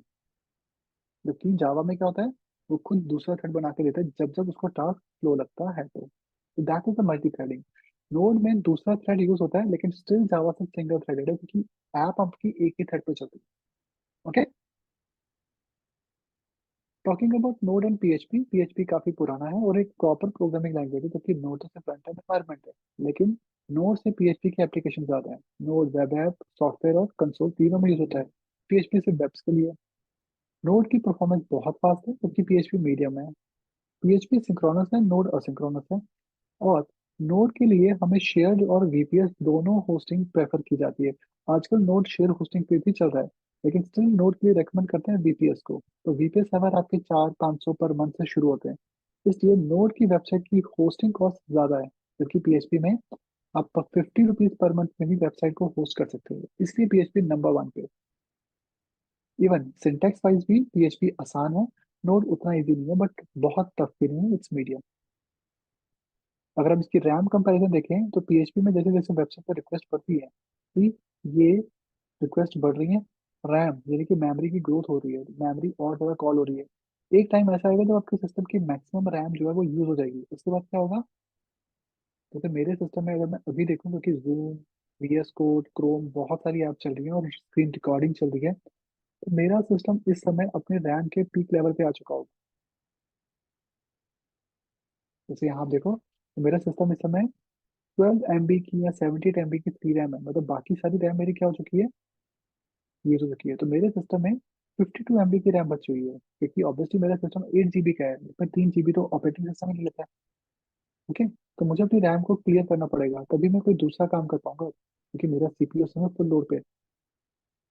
तो टेक्निकली स्पीकिंग, मुझे अब जो नेक्स्ट सिस्टम लेना है अपने लिए, वो कितनी, अगर मुझे ऑनलाइन क्लासेस लेनी है, नोट पढ़ाना है, वीएस कोड यूज करना है, क्रोम यूज करना है, तो मुझे प्रेफर कितनी रैम वाला सिस्टम करना चाहिए। मुझे 8 GB का लैपटॉप प्रेफर नहीं करना चाहिए। I should go for 12 GB या फिर 16 GB रैम, क्योंकि मेरी रैम क्या हो रही है, ज्यादा कंज्यूम हो रही है। नोट कम रैम कंज्यूम करता है, ठीक, एक जैसी। क्योंकि पीएचपी में क्या है, जैसे जैसे रिक्वेस्ट ज्यादा बढ़ती गई, रैम भी बढ़ती गई। एक पॉइंट आएगा जब बल्कि मैक्सिमम रैम यूज होगा ना, उसके बाद आपकी और एप्लीकेशन काम ओपन नहीं हो पाएंगे। जबकि नोड का जो एनसीआई ने चल रहा है वो तो आप देख सकते हो, एक जैसी रैम कंज्यूम कर रहा है। तो ये 10,000 से ज्यादा कनेक्शंस को हैंडल कर सकता है एक टाइम पे, जो कि पीएचपी की मैक्सिमम या अपाचे सर्वर की लिमिट होती है। तो इसलिए हैवी ट्रैफिक वेबसाइट के लिए भी ज्यादा बेटर कौन है, node as compare to PHP. और अगर आप इसको जावा पाइथन से कंपेयर करो, तो जावा भी प्रोग्रामिंग है, पाइथन भी प्रोग्रामिंग है, लेकिन नोड एक run time. Java backend software दोनों में है, लेकिन नोड फ्रंट, जावा सिर्फ फ्रंट एंड बैकएंड और सॉफ्टवेयर तीनों में है। जावा का सिंटैक्स टफ होता है, मुश्किल होता है, लेकिन पाइथन का सिंटैक्स आसान है। नोड का भी सिंटैक्स इजी है, क्योंकि वो तो जावा से का सिंटैक्स स्क्रिप्टिंग है। लेकिन जावा का लर्निंग कॉम्प्लेक्सिटी मुश्किल है, क्योंकि जावा पहले C++ के बाद प्रेफर करते हैं, it's a compile program. Python syntax में इजी है, कोड कम है। लेकिन पाइथन की सबसे बड़ी प्रॉब्लम क्या है कि पाइथन स्लो है। नोड तो जावा में आपको ये सारे फीचर्स मिल जाएंगे। जावास्क्रिप्ट का सिंटैक्स भी आसान है, कम है और इजी है सीखने में। एग्जीक्यूशन रन टाइम पे कंपाइल हो रही है, तो परफॉर्मेंस भी क्या है, फास्ट है। और थर्ड, वर्ल्ड के सबसे ज्यादा एक्टिव डेवलपर भी किस लैंग्वेज के, जावास्क्रिप्ट के हैं, पाइथन के या जावा के नहीं है। ओके, तो this is our node JS, it's a JavaScript run time, जिसको आप इंस्टॉल कर लो। वैसे आप सभी ने इसको इंस्टॉल तो कर ही रखा होगा, तो इंस्टॉल कर रखा है तो आपको बस अपना टर्मिनल में जाके चेक करना है कि वो वर्जन कौन सा है। आई रिकमेंड कि आप लेटेस्ट वर्जन यूज करो नोड का, कि नए फीचर्स काफी अच्छे हैं। तो नोड का जो मेरे सिस्टम में वर्जन है वो है 18.18। ओके, अगर आपका पुराना है तो आप नोड के वर्जन को अपग्रेड कर सकते हो, वो भी नोड की ऑफिशियल वेबसाइट से है, ठीक है।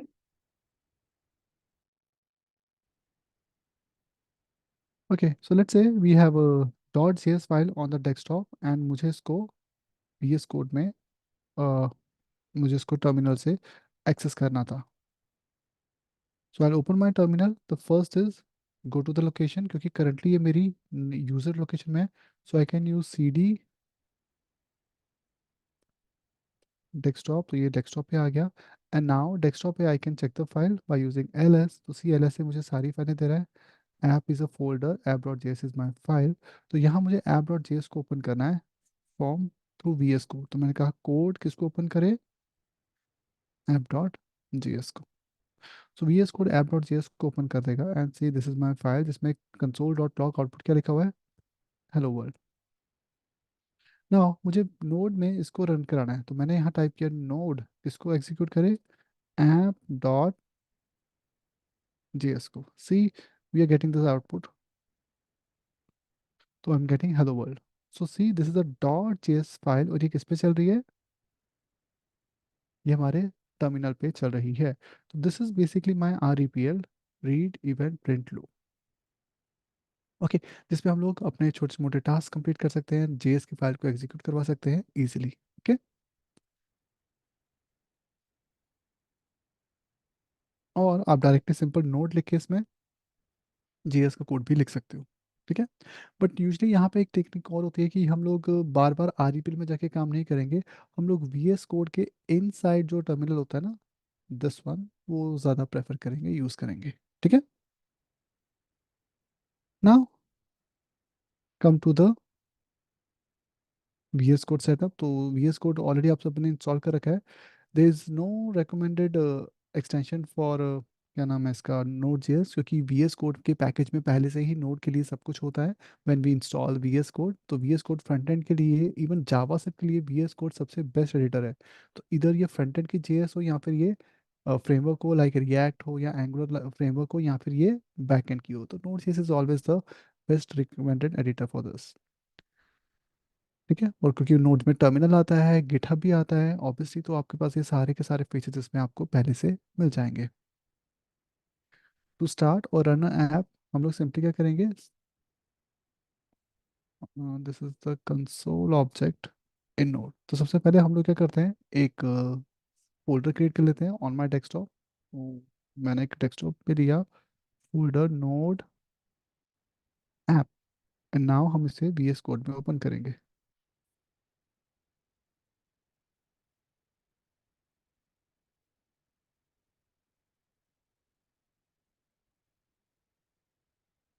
Now as per V S code, ये किस टाइप का प्रोजेक्ट है, क्योंकि वी एस कोड में इंटेलिजेंस है, तो वो उसको फाइल को डिटेक्ट करेगा उसके अकॉर्डिंग ये कैसा प्रोजेक्ट है, ये स्टैटिक वेबसाइट है या डायनेमिक है या क्या है, क्योंकि अभी इसमें कुछ भी नहीं है ना। एंड लेट सपोज मैं इसमें एक ऐप डॉट जे एस नाम से फाइल ऐड करता हूँ, तो नोट जेएस को पता चल गया कि this is a JavaScript file, तो वो जेएस की एक्सटेंशंस को डाउनलोड कर लेगा and now JS file. But ये प्रोजेक्ट कैसा है, ये फ्रंट एंड का प्रोजेक्ट है या बैक एंड का है, क्या है, नोट जेएस को ऐसा मतलब वीएस कोड को ये नहीं पता, it just a dot JS file. Dot JS front end में भी हो सकती है, और सेम डॉट जेएस नोड में भी हो सकती है। सी मैंने क्या लिखा यहाँ पे, hello world. Okay, and now हमने एक फाइल बनाई index dot H T M L, और उसमें हमने इसको बाइंड कर दिया।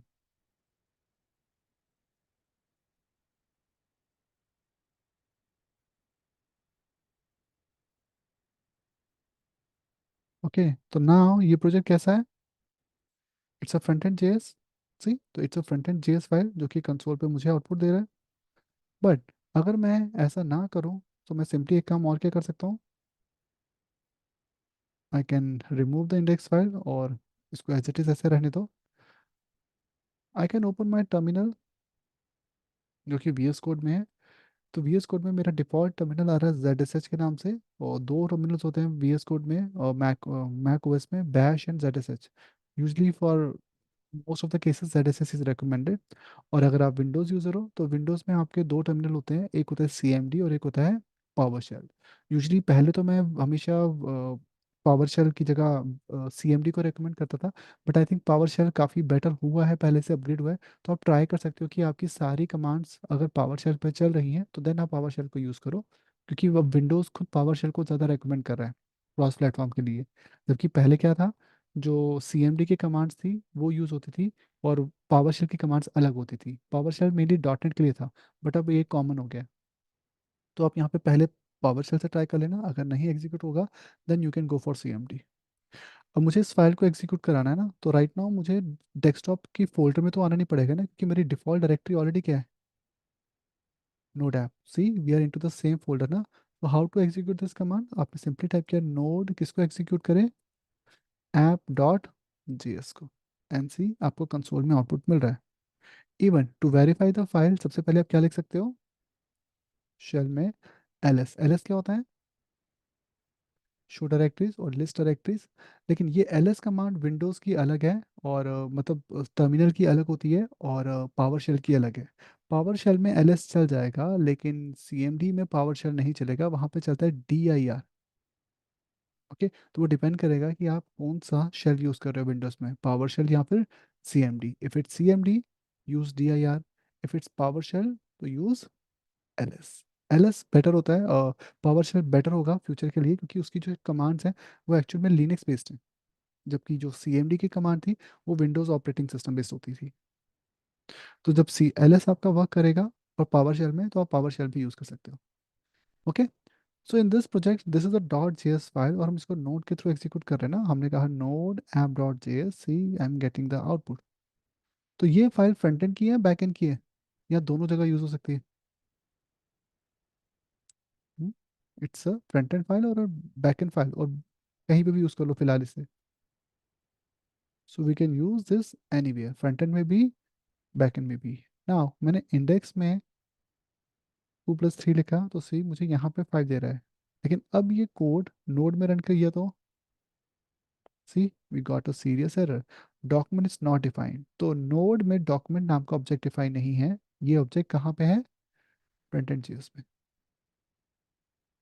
ओके, तो in short .js is the common file extension for both, front end के लिए भी .js होता है और नोड के लिए भी .js ही होता है। ठीक है, तो दिस इज माय टर्मिनल। ठीक है, तो यहाँ पे भी आप इसको नोड को एक्सेस कर सकते हो, जैसे इस फाइल में आपने कुछ मॉड्यूल्स बनाए, आप उनको यहाँ यूज़ कर सकते हो। In the core node JS the first is the console object. Console आपने फ्रंट एंड में भी पढ़ा था, और कंसोल हमारा बैक एंड यानी कि नोड में भी है। सो कंसोल यूजली आउटपुट के लिए it's the print function in JavaScript. आप कंसोल में वेरिएबल्स प्रिंट कर सकते हो, ठीक है, कंसोल में एरर प्रिंट कर सकते हो। We can even use a string substitution, जो कि आजकल बैकटिक के आने के बाद इतनी यूजफुल नहीं है, न्यूमेरिक सब्स्टिट्यूशन, और कंसोल के different different output. Even node के अंदर सेपरेटली आपको मिलता है डबल अंडरस्कोर फाइल। अब ये फ्रंट एंड जेएस में नहीं काम करेगा, ये नोड जेएस का काम है, बात है। तो console dot log double underscore file name, ये दोनों में चलेगा, फ्रंट एंड एंड नोड। ये आपका सिर्फ किस में चल रहा है, नोड में। सी हमें क्या मिल रहा है, the absolute URL of the file. तो जो आप करंट यूआरएल फाइल पे काम कर रहे हो app.js, उसका एब्सोल्यूट यूआरएल दे रहा है। और अगर आपने टाइप किया dir नेम, तो ये आपको डायरेक्टरी का नेम देगा। तो करंट जो डायरेक्टरी है जिसका नाम है नोड है, ये उसका पाथ दे रहा है। ओके, बट ये दोनों फ्रंट एंड में चलेंगे, आप ट्राई कर सकते हो। See underscore file name is not defined, तो ये दोनों में है, फ्रंट एंड में या नोड में। ये सिर्फ फ्रंट नोड में है, और ये भी सिर्फ नोड में ही है।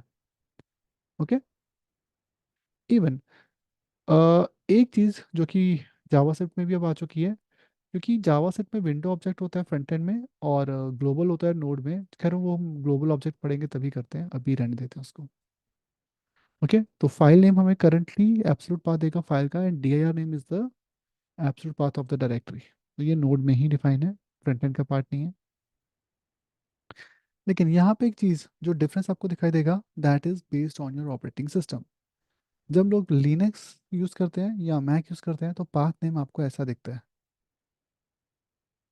But if you use Windows operating system, तो एक तो स्लैश आपके अपोजिट हो जाते हैं, और वहाँ पे ड्राइव से पाथ आता है। जैसे अगर आप विंडोज़ यूज़ करोगे तो आपको पाथ ऐसा मिलेगा, C drive, then your name of users directory, then user name, then आपका डेस्कटॉप, देन आपके फोल्डर की फाइल का नाम। ओके, तो विंडोज़ में और लिनक्स में, मतलब मैक में और लिनक्स तो खैर सेम ही चलते हैं, फाइल का जो पाथ होता है वो अलग अलग आ जाता है। है, इसके लिए इसमें हम डॉट विन 32 प्रॉपर्टी भी दे सकते हैं। This is the name of directory, यहाँ पे भी सेम है, यहाँ पे स्लैश ये वाली है, बैक स्लैश है, और इसमें बैक स्लैश होती है अपोजिट वाली। तो स्लैशेस अलग अलग होते हैं, ये ऑपरेटिंग सिस्टम के अकॉर्डिंग दोनों अलग वेरी करते हैं। ठीक है।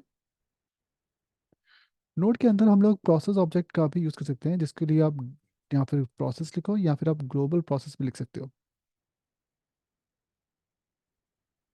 What is the process object now? जैसे आपने, अभी आपको हिंट नहीं मिलेगा क्योंकि अभी वीएस कोड के अकॉर्डिंग ये डॉट जेएस फ्रंट एंड वाली है, उसके अकॉर्डिंग ये नोड की फाइल नहीं है। तो सिर्फ फ्रंट एंड में अगेन प्रोसेस ऑब्जेक्ट नहीं है, बट नोड में तो है।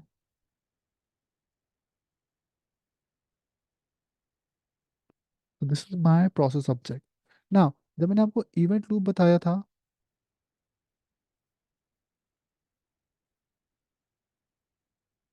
इवेंट लूप में जो टास्क परफॉर्म होता है उसको कौन कर रहा है? जैसे कॉल स्टैक पे हमारी प्रोसेस चलती है, तो प्रोसेस कहाँ चल रही है हमारी?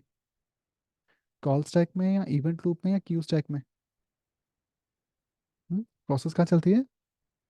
In the call stack. और क्योंकि सिंगल थ्रेड है तो प्रोसेस एक टाइम पे क्या कर रही है?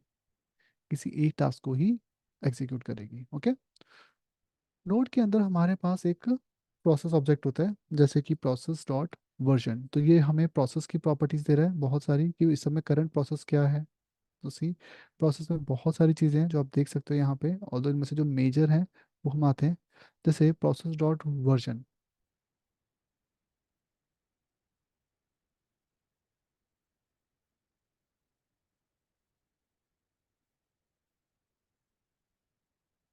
नाउ अच्छा, इस फाइल को एग्जीक्यूट करने का एक शॉर्टकट पे ये भी है, नोड स्पेस ऐप। इसमें एक्सटेंशन ना तो भी चल जाएगी। ओके, तो ये डायरेक्टली इसे भी एग्जीक्यूट करा देता है, क्योंकि ऑब्वियसली ये फाइल को पिक करेगा तो एक्सटेंशन देना कंपलसरी नहीं है। तो see the current version of node in my machine is 18.18, तो ये मुझे प्रोसेस का वर्जन दे रहा है which is the version of node JS. ठीक है। तो प्रोसेस जो होती है हमारी नोड जेएस का बिल्ड इन पार्ट है, इसके लिए हमें रिक्वायर की जरूरत नहीं पड़ती। रिक्वायर हम लोग अभी आगे देखेंगे कि क्या होता है। अब हम आते हैं नोड जेएस में ग्लोबल ऑब्जेक्ट पे। जैसे फ्रंट एंड में हम लोग जो भी वेरिएबल डिक्लेयर करते हैं वो किस में होता है? वो किसके स्कूप में होता है? So when we define a variable in front end, ये किसके स्कूप में है? तो वेरिएबल एक्स किसके स्कूप में है? एंड वेरिएबल वाई किसके स्कूप में है? एंड जेड किसके स्कोप में है? तो we got three different variables. ये किस किसके स्कोप में है? तो यहाँ एक्स का स्कोप क्या है, वाई का क्या है और जेड का क्या है?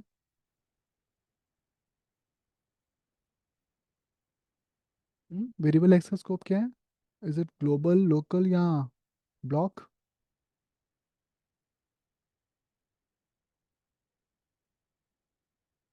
एक्स का स्कोप क्या है यहाँ पे? लोकल है या ग्लोबल है या ब्लॉक है?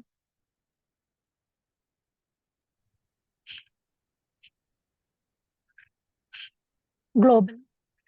Global. And what about Y? Local. ये लोकल है। और ये दिस वन इज ब्लॉक, क्योंकि कोड ब्लॉक के अंदर है ना, लेट है। तो लेट का स्कोप क्या होता है? ब्लॉक। इवन फ्रंट एंड में इफ यू रिमेम्बर, हमारे हर वेरिएबल जैसे एक्स है, आप इसको दो टाइप से प्रिंट कर सकते हो। एक तो एक्स, और एक आप इसको लिख सकते थे फ्रंट एंड में विंडो डॉट एक्स। मतलब हर वेरिएबल जो था वो विंडो के स्कोप में होता है। सी, तो it's showing X is equal to 5। तो एक्स भी 5 और विंडो डॉट एक्स भी 5 है, तो फ्रंट एंड में दोनों सेम हो जाते हैं। बट विंडो जो है वो किसका पार्ट है? वो फ्रंट एंड जेएस का पार्ट है। नोड में तो विंडो नहीं होता। तो नोड में विंडो की जगह होता है ग्लोबल नेम का ऑब्जेक्ट। तो नोड जेएस में विंडो की जगह क्या होता है? The global object. तो यहाँ पे आपको ग्लोबल ऑब्जेक्ट मिलेगा। ठीक है। फ्रंट एंड में जो विंडो है वही नोड जेएस में कौन होता है?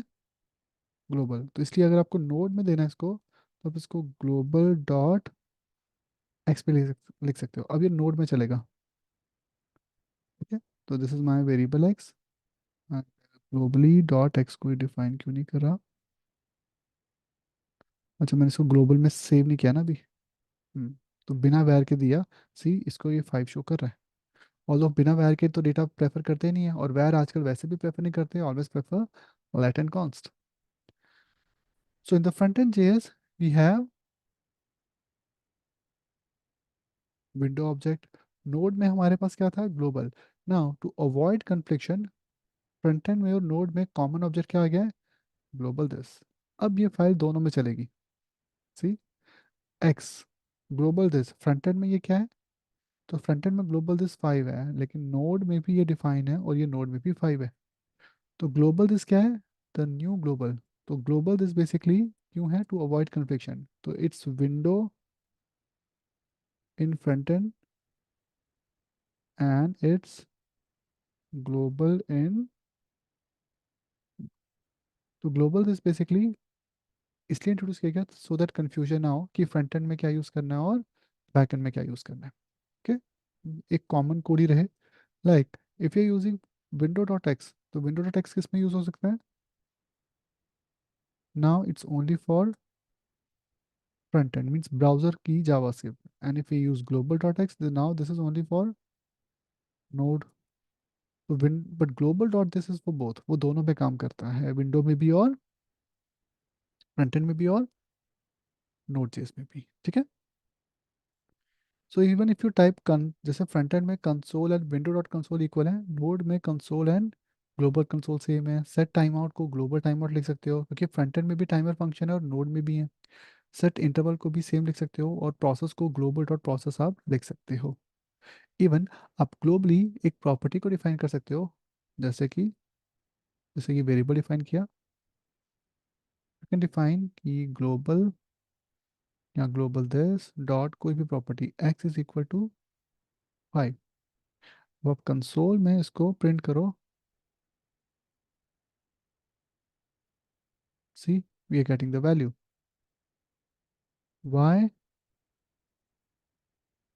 This is x and this is y.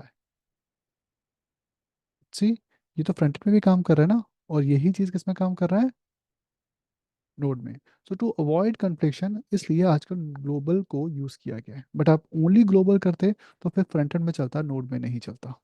But अगर आप ओनली विंडो करते तो विंडो करते तो फ्रंट एंड में चलता, ग्लोबल करते तो नोड में चलता. लेकिन ग्लोबल दिस मीन्स ये दोनों में चल सकता है, फ्रंट एंड में भी और नोड में भी. ओके. इवन हम लोग ये भी कर सकते हैं, एक दूसरी फाइल में डेटा को डिफाइन करके उसको किसी नेक्स्ट फाइल में एक्सेस कर सकते हैं. Like we have another file जिसका नेम क्या है? ext.js.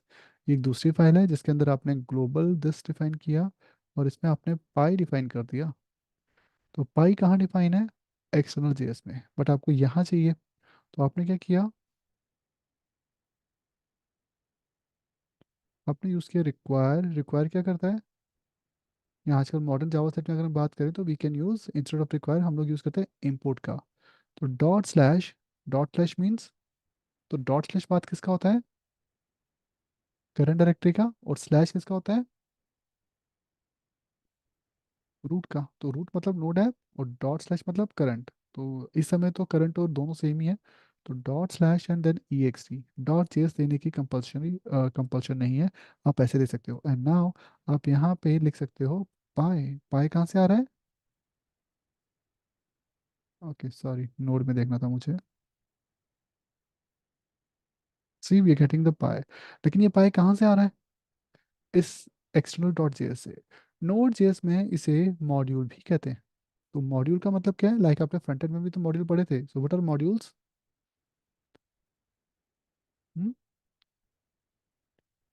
Each single JS file is a module in node JS. कोई भी आपने जो डॉट जेएस की फाइल बनाई है वो नोड के अकॉर्डिंग क्या है? वो एक मॉड्यूल है. तो दिस इज अ मॉड्यूल. तो हमने एक मॉड्यूल लिया. लेकिन रिक्वायर क्यों लिखा है? उसको इंपोर्ट करने के लिए. मॉडर्न जावा सेट में हम आजकल रिक्वायर की जगह क्या यूज़ करते हैं? ES6 का इंपोर्ट. आप इंपोर्ट भी दे सकते हो, बट ये पुराने नोट पे भी चल जाता है. तो see, this is a common JS module. ES6 module में ये कैसा है? कन्वर्ट टू ES6 ऐसा. सी, तो ये इंपोर्ट से चल रहा है. एरर आ गया. Outside module. ओके, स्क्रिप्ट का टाइप देना पड़ेगा. नो इशू, आप रिक्वायरी दे दो. इसलिए मॉड्यूल डिफाइन करने का एक दूसरा तरीका होगा इसमें. ओके, तो हमने एक्सटर्नल जेएस में पाई डिफाइन किया and now we can access the value of pi. But अगर हमने यहाँ आर डिफाइन किया, रेडियस 5, तो हम इसको एक्सेस नहीं कर सकते क्योंकि ये किसका है, ये एक्सटर्नल जेएस का प्राइवेट मॉड्यूल है ना। तो आपने अगर ES6 में जावास्क्रिप्ट में मॉड्यूल पढ़े हुए थे मेरे से, तो ES6 मॉड्यूल्स में क्या होता है, ये डेटा कहाँ रहेगा, ये इसमें रहेगा लेकिन ये यहाँ इंपोर्ट नहीं होगा। So see we are getting pi, but what about R, तो सी हमें पाई तो मिल रहा है, हमें आर नहीं मिल रहा ना, क्योंकि हमने जिसको ग्लोबली डिफाइन किया वो एक्सेसिबल है। आर को हमने डिफाइन जब नहीं किया ग्लोबल, तो हम उसको एक्सेस कैसे कर सकते हैं, तो वो मॉड्यूल में है लेकिन हम उसको एक्सेस नहीं कर सकते। This is why Node.js is safe for transactions. जितनी भी मनी से रिलेटेड साइट्स होती है ना, वो पहले यूजली हमेशा जावा पे बनती थी, नोड भी उतना ही सेफ है। ठीक है, मॉड्यूल्स को हम लोग लेटर ऑन डिटेल में पढ़ेंगे, ये जस्ट एक छोटा सा ओवरव्यू था।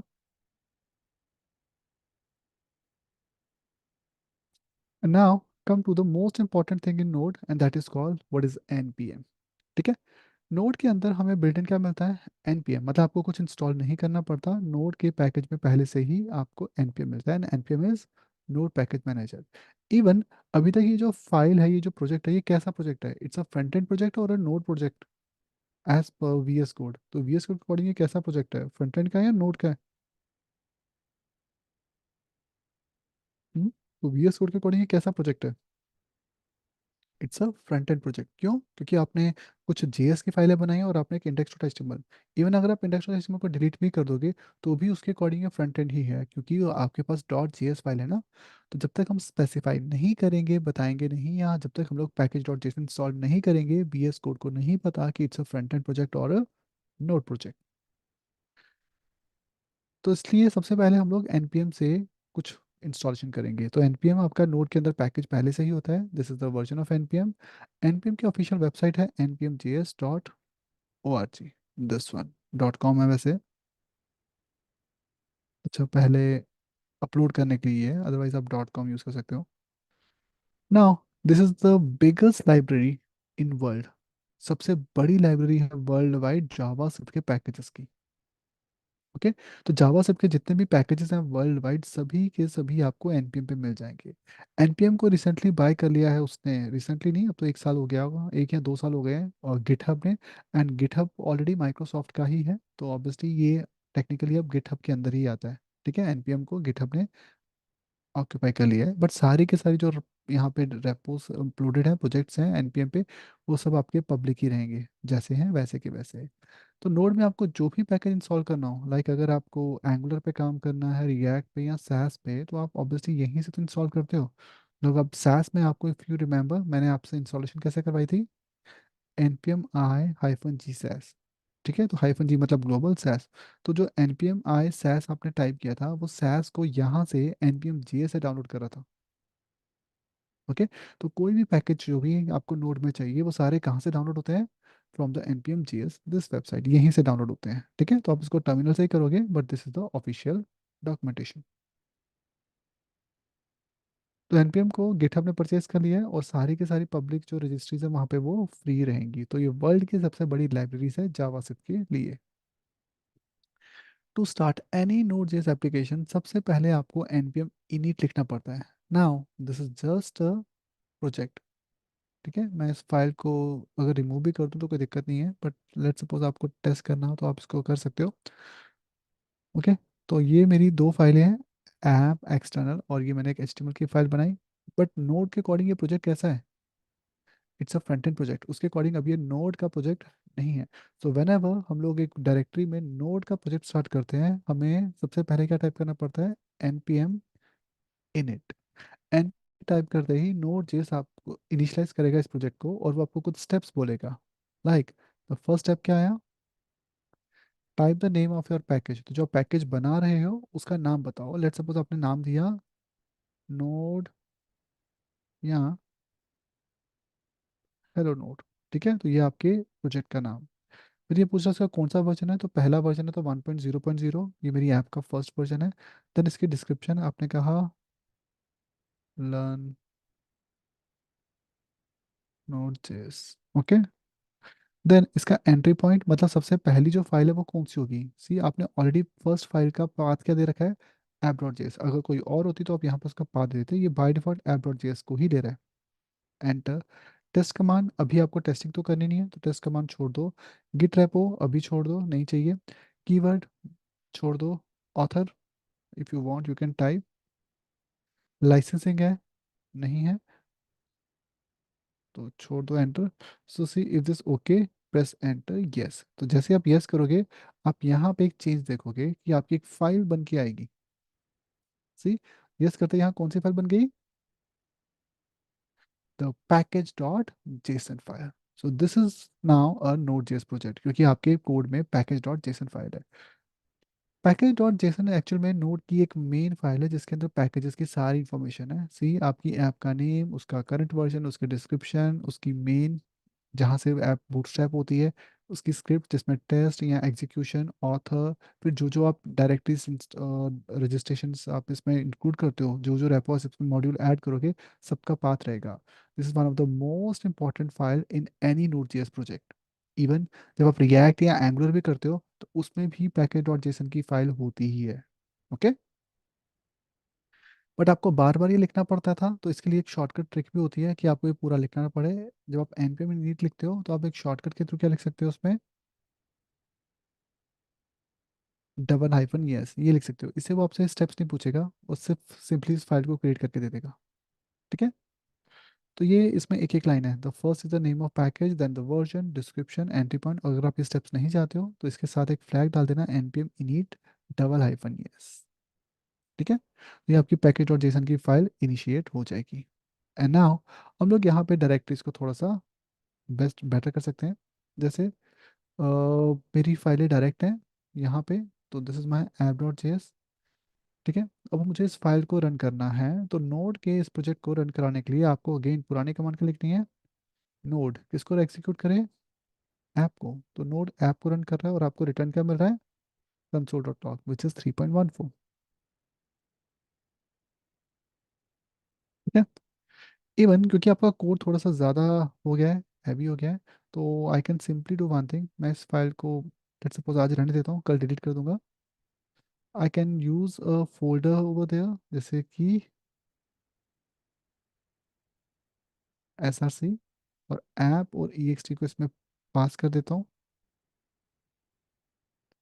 नाउ अगर आप इंडेक्स पेज की देखोगे तो इंडेक्स में आपको सोर्स का पाथ चेंज करना पड़ेगा ना।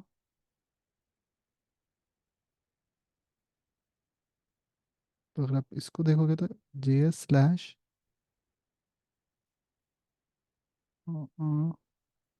App is also inside src ना, नहीं ऐप तो बाहर है, src स्लैश ऐप। तो अगर आप फ्रंट एंड में यूज़ करोगे तो ऐसे करोगे इसको, बट हमारा सारा कोड जो है वो एसआरसी फोल्डर के अंदर है। तो पैकेज और जेसन ग्लोबल है, इंडेक्स अभी मैंने ग्लोबल दिया है बट आगे जाके आपको इंडेक्स की जरूरत नहीं है, it's a temporary file. And now आपको फाइल को कैसे रन करना है, ऐप को कैसे रन करेंगे हम लोग। फर्स्ट विल टाइप नोड, और can we directly type the name of file, क्यों, क्योंकि we are in the root directory ना, हम नोड फोल्डर में है। तो सबसे पहले आपको लिखना पड़ेगा src देन स्लैश क्या, ऐप। तो src डायरेक्टरी के अंदर ऐप डॉट जेएस है ना, तो स्लैश ऐप। अब जाके आपकी कमांड चलेगी और वहाँ पे आउटपुट कुछ भी नहीं है। लेट सपोज आपने यहाँ लिखा,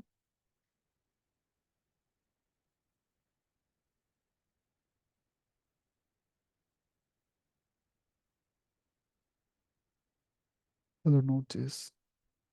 ओके, तो मेक श्योर आप इसको इस टाइप से लिखोगे। अगर आपने ओनली नोट डैश सीधा ऐप लिखा तो ये वर्क नहीं करेगा, क्योंकि ऐप कहाँ पे है, वो एसआरसी फोल्डर में है। तो पहले आपको फोल्डर का पाथ देना पड़ेगा, सी नोट स्पेस ऐप नहीं चलेगा।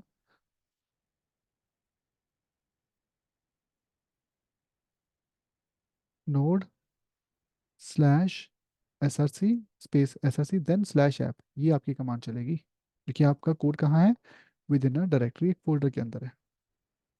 इवन आप एक काम और कर सकते हो, आप एक शॉर्टकट की जनरेट कर सकते हो, एक कमांड जैसे कि स्टार्ट, जो आप डिफाइन कहाँ करोगे, इन द स्क्रिप्ट। तो यहाँ पे आप एक कस्टम कमांड का नेम दे दो स्टार्ट। जब आप स्टार्ट लिखोगे तो ये ऑटोमेटिकली नोड src/app को ही रन करेगा। एंड नाउ इसका एक सिंपल शॉर्टकट क्या बन गया, npm स्टार्ट।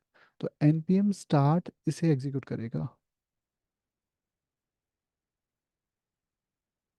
ठीक है, तो npm रन स्टार्ट से आपकी यही कमांड चलेगी। तो सी, ये सबसे बेस्ट वे होगा डिफाइन करने का। बट आगे जाके हम क्या करेंगे, जैसे अभी तो आपका नॉर्मल मोड है, आप इसको as a developer dependency run करोगे, तो dev मतलब dev नोड स्पेस src/app, फिर उसको रहने दो। भी डेवलपर डिपेंडेंसी क्या होती है वो मैं अभी नहीं बता रहा। तो आपको सिर्फ नोड की कमांड के लिए npm स्टार्ट लिखना है और सी आपकी ये फाइल एग्जीक्यूट हो जाएगी। बट आप स्टार्ट की यहाँ डिफाइन कर चुके हो, दैट्स वाई आप npm स्टार्ट यूज़ कर सकते हो। तो यहाँ तो दो तरीके हैं, नोड src ऐप से चलेगी फाइल, या फिर आप प्रोजेक्ट स्टार्ट करना चाहते हो तो npm स्टार्ट। तो npm स्टार्ट से आपकी ये फाइलें चल जाएंगी। Okay, so now this is my app.js file and this is my packet.json। packet.json में आपने क्या डिफाइन किया, स्टार्ट। तो ये क्या होगा हमारा स्टार्ट। आप यहाँ लिख भी सकते हो, packet.json में कमेंट लेगा नहीं है। इसको एग्जीक्यूट करने के लिए we can start npm start. तो let's suppose this is your directory structure, आपका सोर्स फोल्डर यहाँ है, पैकेटाइजेशन यहाँ, तो आपको पहले पाथ देना पड़ेगा एसएससी का, एंड देन आपको पाथ किसका देना है, your directory. Okay, now let's suppose आपको कुछ इंस्टॉल करने हैं पैकेजेस, तो ऑब्वियसली आप उनको यूज़ कर सकते हो। तो कोई भी पैकेज आप npm से डाउनलोड करो यहाँ पर अपनी डायरेक्टरी से। डायरेक्टरी से तो लोकल जो है वो कैसे हो रहे हैं वो हम अभी देख लेते हैं। जो सर्वर वाले हैं npm से कैसे डाउनलोड करेंगे वो हम लोग लेटर ऑन बाद में देखते हैं। जैसे अगर आपने रिक्वायर लगा ली तो क्या होगा, तो ये इस मॉड्यूल को भी लोड करेगा, विच इज, तो इसका पाथ देखो, अगर आप डबल स्लैश दोगे तो आप ऐसे दे सकते हो, बट अगर आप रिक्वायर में स्लैश दोगे तो फिर वो कहाँ से पिक करेगा, रूट से। तो dot slash and then this better रहेगा।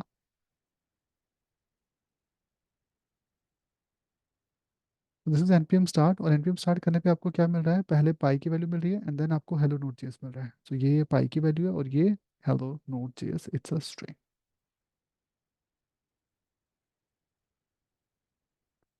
ठीक है, तो this is my custom command start. एक कमांड और होती है जो आप इसमें देख सकते हो, and that is tab.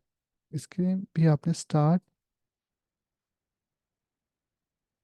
Node src/app दिया।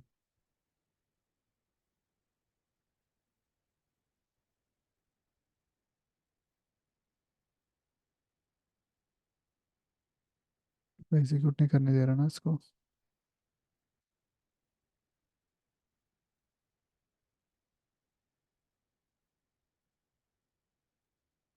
ना आपको npm स्टार्ट नहीं लिखना,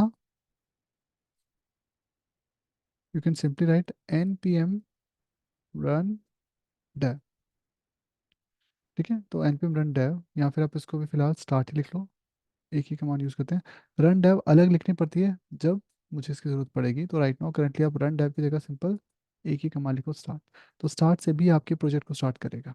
ठीक है, तो this is my npm run start. Now हमारे प्रोजेक्ट में कितने मॉड्यूल्स हैं, दो। एक आपकी ऐप है और एक आपने मॉड्यूल यानी कि फाइल बनाई है जिसके अंदर आपका सारा डेटा है। लाइक आपने इसमें ग्लोबली दिस से कुछ वेरिएबल डिफाइन किए, ओके। लेकिन अगर आप इसमें वेरिएबल डिफाइन करोगे वो ग्लोबल नहीं होगा, वो प्राइवेटली बिहेव करेगा, क्योंकि नोड जेएस का स्ट्रक्चर ही ऐसा होता है। ठीक है, और ये सेफ पे है। तो ये चीज़ आपने उसमें भी पढ़ी थी जावास्क्रिप्ट ES6 के मॉड्यूल्स में,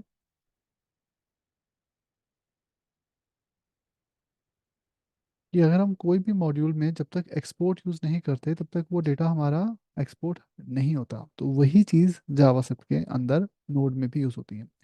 बट एक्चुअल में इंपोर्ट एक्सपोर्ट ES6 में लेटर ऑन आया था। नोड में जो पहले से इंपोर्ट एक्सपोर्ट था वो अलग था। जैसे अभी जो आप इंपोर्ट कर रहे हो ये कॉमन जेएस है, तभी हमने रिक्वायर लगाया, ये कॉमन जेएस मॉड्यूल है, तो इट्स अ मॉड्यूल, बट कौन सा, CJS यानी कि कॉमन जेएस मॉड्यूल। इंपोर्ट हमारा जावा से टेक्मास्क्रिप्ट मॉड्यूल है, तो अभी मैंने कॉमन 6 का मॉड्यूल यूज़ किया हुआ है यहाँ पे।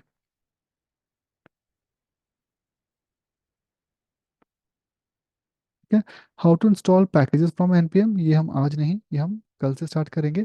तो आज अभी आप सिंपल जो मॉड्यूल्स हैं फाइलों के, उनके बेसिस पे वर्क कर सकते हो कि जैसे नोड के साथ आपने फाइल बनाई, उसको नोड में एग्जीक्यूट कैसे करना है, कुछ वेरिएबल डिफाइन कर दो, फिर आप उनको यूज़ कर सकते हो। जैसे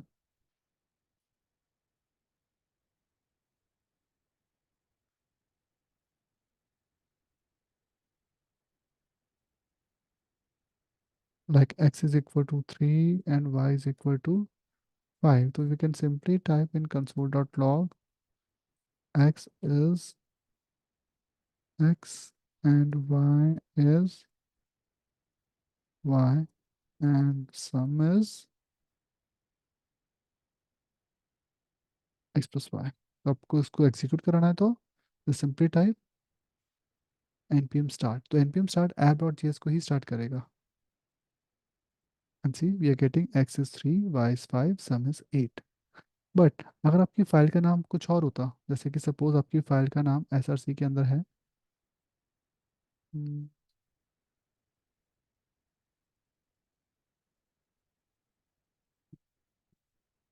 app demo.js, so let's suppose this is your entry point. तो आपकी ऐप में एंट्री पॉइंट ये नहीं, ये है। यहाँ आपने क्या मार्क किया, hello note JS. So now आपको एंट्री पॉइंट को चेंज करना पड़ेगा इन पैकेट डॉट जेसन। तो यहाँ पे ऐसा सी जगह क्या दे दो, डेमो। जब भी आप npm स्टार्ट लिखोगे तो वो डेमो को ही ओपन करेगा। See it's showing error. Okay, demo कहाँ है, रूट में है ना, हमें तो एसआरसी में देना था, तो उसको ड्रैग करके इनसाइड कर दो।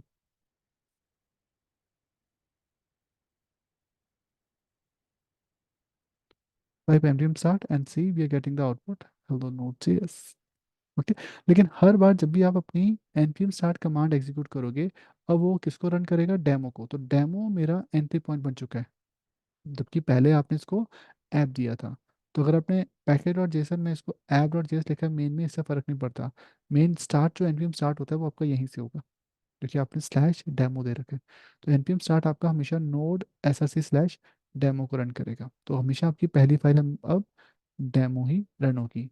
बट आप दूसरी फाइल को टेस्ट कर सकते हो बाय यूजिंग नोड, जैसे नोड src स्लैश ऐप। तो इसी ये ऐप चल रही है, या फिर स्लैश ext। अब ये ext को रन कर रहा है, एंड अब डेमो। तो ये डेमो को रन करे, तो नोड के थ्रू आप किसी एक फाइल को रन कर सकते हो। But to run the entire project, उसके लिए npm स्टार्ट यूज करो। तो npm स्टार्ट से क्या होगा, आपका पैकेज स्टार्ट होगा और वो आपकी फाइलों को एग्जीक्यूट करेगा, जिसमें एंट्री पॉइंट पे हमारी फाइल कौन सी है, अब डेमो के नाम से। तो this is your demo file. और अगर चेंज करना हो तो अगेन गो बैक और यहाँ पे इसको चेंज कर दो ऐप डॉट जे एस, और उसको दोबारा रन करोगे तो ये ऐप डॉट जे एस को रन करेगा। Okay, so this is how we can run the Node.js to for the simple module। तो बेसिकली मॉड्यूल क्या है, it's a dot JS file जिसको आपने एक फोल्डर में ऐड किया और फाइनली आपने उनको क्लब कर दिया रिक्वायर के थ्रू। कहाँ पे, तो आपने ऐप डॉट जेएस बनाई और उसके अंदर रिक्वायर का यूज़ किया। रिक्वायर करते ही मॉड्यूल आपका बाइंड हो गया, एंड देन आप उसके डेटा को एक्सिक्यूट कर सकते हो। ठीक है। बट मॉड्यूल का जो मेन तरीका है वो एक्चुअल में काफ़ी वास्ट होता है, कि नोड में मॉड्यूल बहुत डिटेल में होते हैं। सो एक्चुअल में मॉड्यूल क्या है, कैसे काम करते हैं, वो फिर हम लोग कल से स्टार्ट करेंगे। सो कल हम लोग स्टार्ट करेंगे कि how we can download this module from, जैसे अभी अपने npm इंस्टॉल से का यूज़ नहीं किया, so how we can download the module from npm js। तो npm js से कोई भी मॉड्यूल कैसे डाउनलोड करना है और उसको अपने कोड में यूज़ कैसे करना है। ओके, अभी जो आप यूज़ करोगे वो नोड के अंदर के मॉड्यूल हैं, जो नोड के अंदर पहले से बिल्ड इन है, जैसे कि प्रोसेस हो गया आपका। तो प्रोसेस नोड जेएस के अंदर होता है। ठीक है। Even if you want to check the list तो आप इसमें टाइप कर सकते हो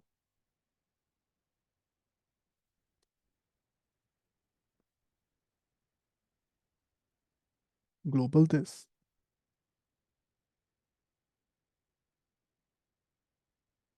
तो आपने टाइप किया npm स्टार्ट, सी ये आपके सारे के सारे ऑब्जेक्ट्स इसके अंदर आ रहे हैं। ठीक है। तो ग्लोबल ऑब्जेक्ट में आपका ग्लोबल है, क्यू माइक्रो टास्क है, क्लियर इमीडिएट है, सेट इमीडिएट जो कि आपका टाइमिंग फंक्शन होता है। तो जावा सेट में हमारे पास कितने टाइमिंग फंक्शंस होते हैं? सी, तो फ्रंट एंड में आपको सेट इंटरवल और सेट टाइम आउट मिलता है ना, लेकिन नोड में तीन होते हैं, set interval, set time out and set immediate. ठीक है। फिर आपको ग्लोबल ऑब्जेक्ट मिल रहा है, क्यू ऑफ माइक्रो टास्क मिल रहा है जिसके थ्रू माइक्रो टास्क की क्यू को एक्सेस कर सकते हैं। देन परफॉर्मेंस के लिए आपको नोड की, जैसे आपकी परफॉर्मेंस कोड की टास्क की एग्जीक्यूशन। सी, ये आपको मिली सेकंड में बता रहा है कि टास्क कितनी जल्दी हुआ, वीएड कितनी जल्दी स्टार्ट हुआ और एप्लीकेशन आपकी कैसे वर्क की थी। इवन नोड जेएस को नोड कहते क्यों है, इसका क्या रीजन है? Why it's called node JS? तो नोड एक्चुअल में किस किस चीज़ों से मिलकर बना हुआ है, इसको नोड क्यों कहते हैं? Any idea?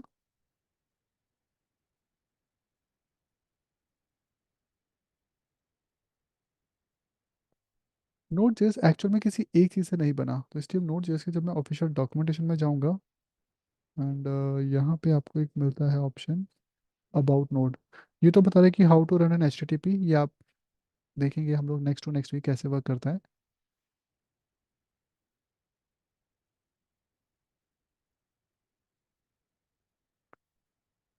गाइड्स के अंदर, गाइड्स के अंदर आपको मिल जाएगा इवेंट लूप, तो मुझे नहीं,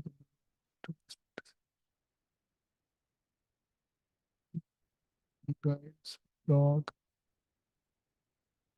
डॉक्स,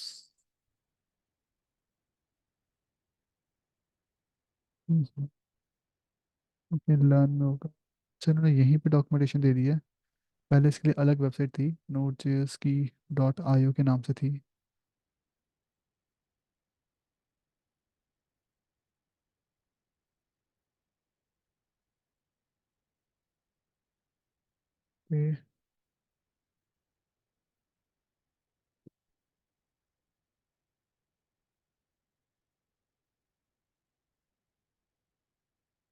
ओके, उन्होंने ऑफिशियल जो बेसिक ट्यूटोरियल वो यहाँ दे दिया है, like getting started, introduction to node, how to install node, how much JS is required. तो as per official website of node JS आपको लेक्सिकल स्ट्रक्चर पता होना चाहिए जिसको हम स्कोप कहते हैं। एक्सप्रेशंस क्या होती है, data type, classes, variable, function, this, arrow, scoop, ये सब पता होना चाहिए। प्रोमिसेस इसने लिखे नहीं हुए बट ऑब्वियसली ECMAScript 6 में प्रोमिसेस एंड सारी चीज़ें आती हैं। ठीक है ना, ये रहा असिंक्रोनस प्रोग्रामिंग में आपको closure, async await, promises, timer, ये सब पता होना चाहिए। And script, node the difference between node and browser, दोनों का इकोसिस्टम अलग है, तो V8 इंजन कैसे काम कर रहा है। इसमें एक चीज मिस कर दी, इन्होंने ट्यूटोरियल को यहीं दे दिया, ये पहले इनकी ट्यूटोरियल की साइट अलग थी, इन्होंने इसी के अंदर दे दिया अब। अबाउट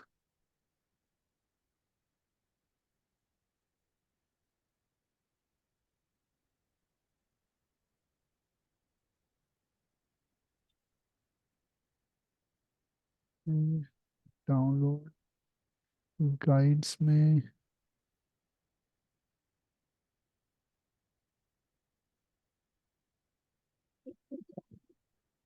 ब्लॉग,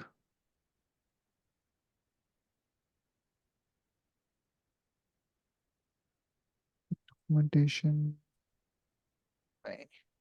आई थिंक यहाँ से हटा दिया है। ओके, तो बेसिकली नोड मल्टीपल चीज़ों से मिलकर बना था, नो इशू, मैं इसको ट्यूटोरियल पे अपग्रेड कर दूंगा, पहले उन्होंने यहाँ दिया हुआ था। तो नोड बहुत सारी चीज़ों से मिलकर बना हुआ है, जैसे नोड के अंदर क्या क्या होता है, सबसे पहले तो नोड के अंदर V8 होता है। V8 क्या है हमारा? What is V8? V8 sir engine. तो इंजन जो कि JS को नोड के अंदर रन कर रहा है। फिर इसके साथ इसमें और भी चीज़ें होती हैं, जैसे कि I don't know, इन्होंने हटा क्यों दिया, वो इतना इंपॉर्टेंट इन्फॉर्मेशन थी इनकी साइट पे।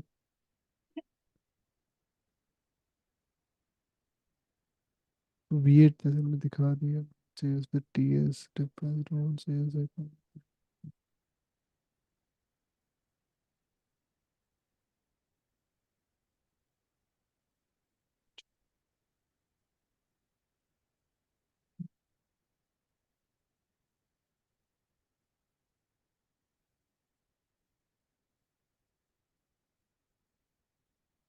नहीं, तो नोड के अंदर काफ़ी सारी चीज़ें होती हैं। जैसे नोड के अंदर सबसे पहले तो V8 इंजन होता है। मैं इसको ट्यूटोरियल पे अपग्रेड कर दूंगा, अभी मैंने हटा दिया है तो मुझे यहाँ लिखना पड़ेगा। पांच छह चीज़ें हैं जो नोड के अंदर पहले से बिल्ड इन होती हैं, मतलब नोड के पैकेज के अंदर आपको मिलती हैं। बट मैंने ट्यूटोरियल पे कहीं नहीं दिया क्या इसको। जैसे इसके अंदर आपका LIBUV होता है एक। LIBUV जो होता है वो C की लाइब्रेरी है, जो कि एक्चुअल में इनपुट आउटपुट परफॉर्म करता है नोड के अंदर। V8 होता है इसके अंदर, बट इन्होंने ऑफिशियल वेबसाइट से हटा दिया उसको।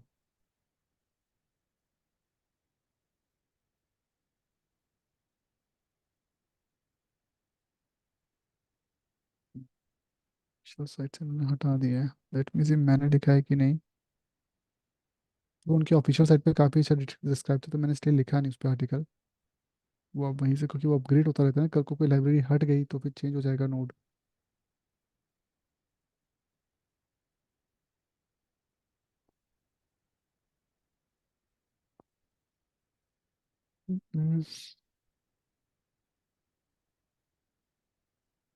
node.js.org। और कौन सी वेबसाइट है इनकी। आई थिंक उन्होंने अपनी वेबसाइट को उसको बंद करके इसी पे ऐड कर दिया सारा। लर्न वाली साइट उन्होंने नोड जेएस के अंदर ही ऐड कर दिया, यहीं पे V8 engine to npm development node HTS.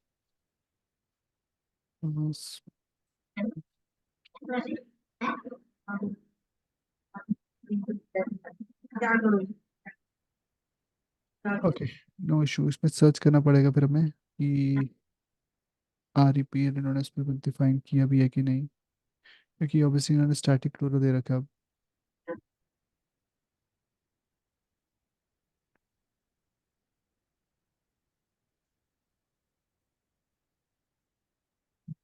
जैसे इसके अंदर V8 होता है, तो V8 क्या है हमारा। दिस इज द इंजन जो कि JS को रन करता है। इसके बाद इसमें होता है LIBUV।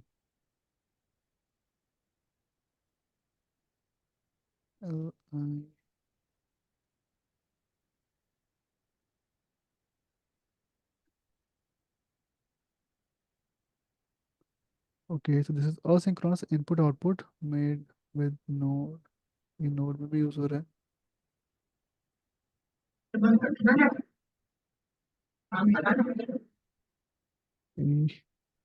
इनकी ऑफिशियल साइट से शायद इन्होंने हटा दिया होगा।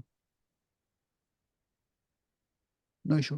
तो नोड के अंदर तीन चार चीजें हैं जिसके बेसिस पे नोड, तभी इसको नोड कहते हैं। मतलब ये एक चीज से नहीं बना, इट्स असेंबल्ड। ये एक असेंबल प्रोडक्ट है, जैसे एक असेंबल पीसी होता है ना, तो ये नोड वैसा है। इसके अंदर V8 है जो कि जावास्क्रिप्ट का इंजन है, गूगल का है, ओपन सोर्स। सेकंड LIBUV होता है जो कि एक्चुअल में फाइल्स को इनपुट आउटपुट रन करता है असिंक्रोनसली। देन इसमें होता है zlib, दिस वन, जो कि जिप करता है फाइल को। जैसे आप प्रोजेक्ट बनाओगे तो उसके डेटा को जिप कर देगा सर्वर पे, तो उसको एनक्रिप्ट एंड डिक्रिप्ट करने के लिए काम करता है ये। तो इसके ऐसे ही इसमें पांच छह चीज़ें और हैं जो इसमें वर्क करती हैं।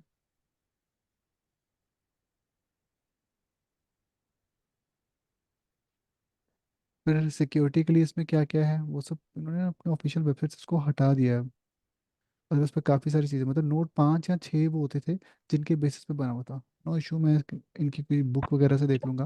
वो मैं फिर आपको तब एक्सप्लेन करता हूँ। मतलब मेनली इसमें V8 होता है, सबसे मेन तो वही है जो कि JS को एग्जीक्यूट करा रहा है।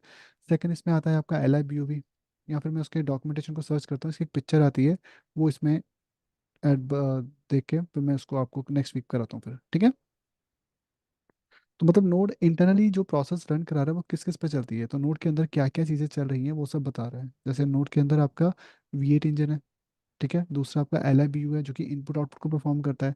जेडलिब करके है। ऐसे ही दो और फीचर्स होते हैं जो कि नोड को रन कराते हैं। सिक्योरिटी के लिए अलग है, इनपुट आउटपुट परफॉर्म करने के लिए, नेटवर्किंग करने के लिए जब आप नेटवर्क कमांड करोगे, HTTP यूज़ करोगे तो उसके लिए उसमें क्या क्या इंक्लूडेड होता है, ठीक है। So node is actually complete package, हर चीज़ को यूज़ करके बनाया गया है। ओके।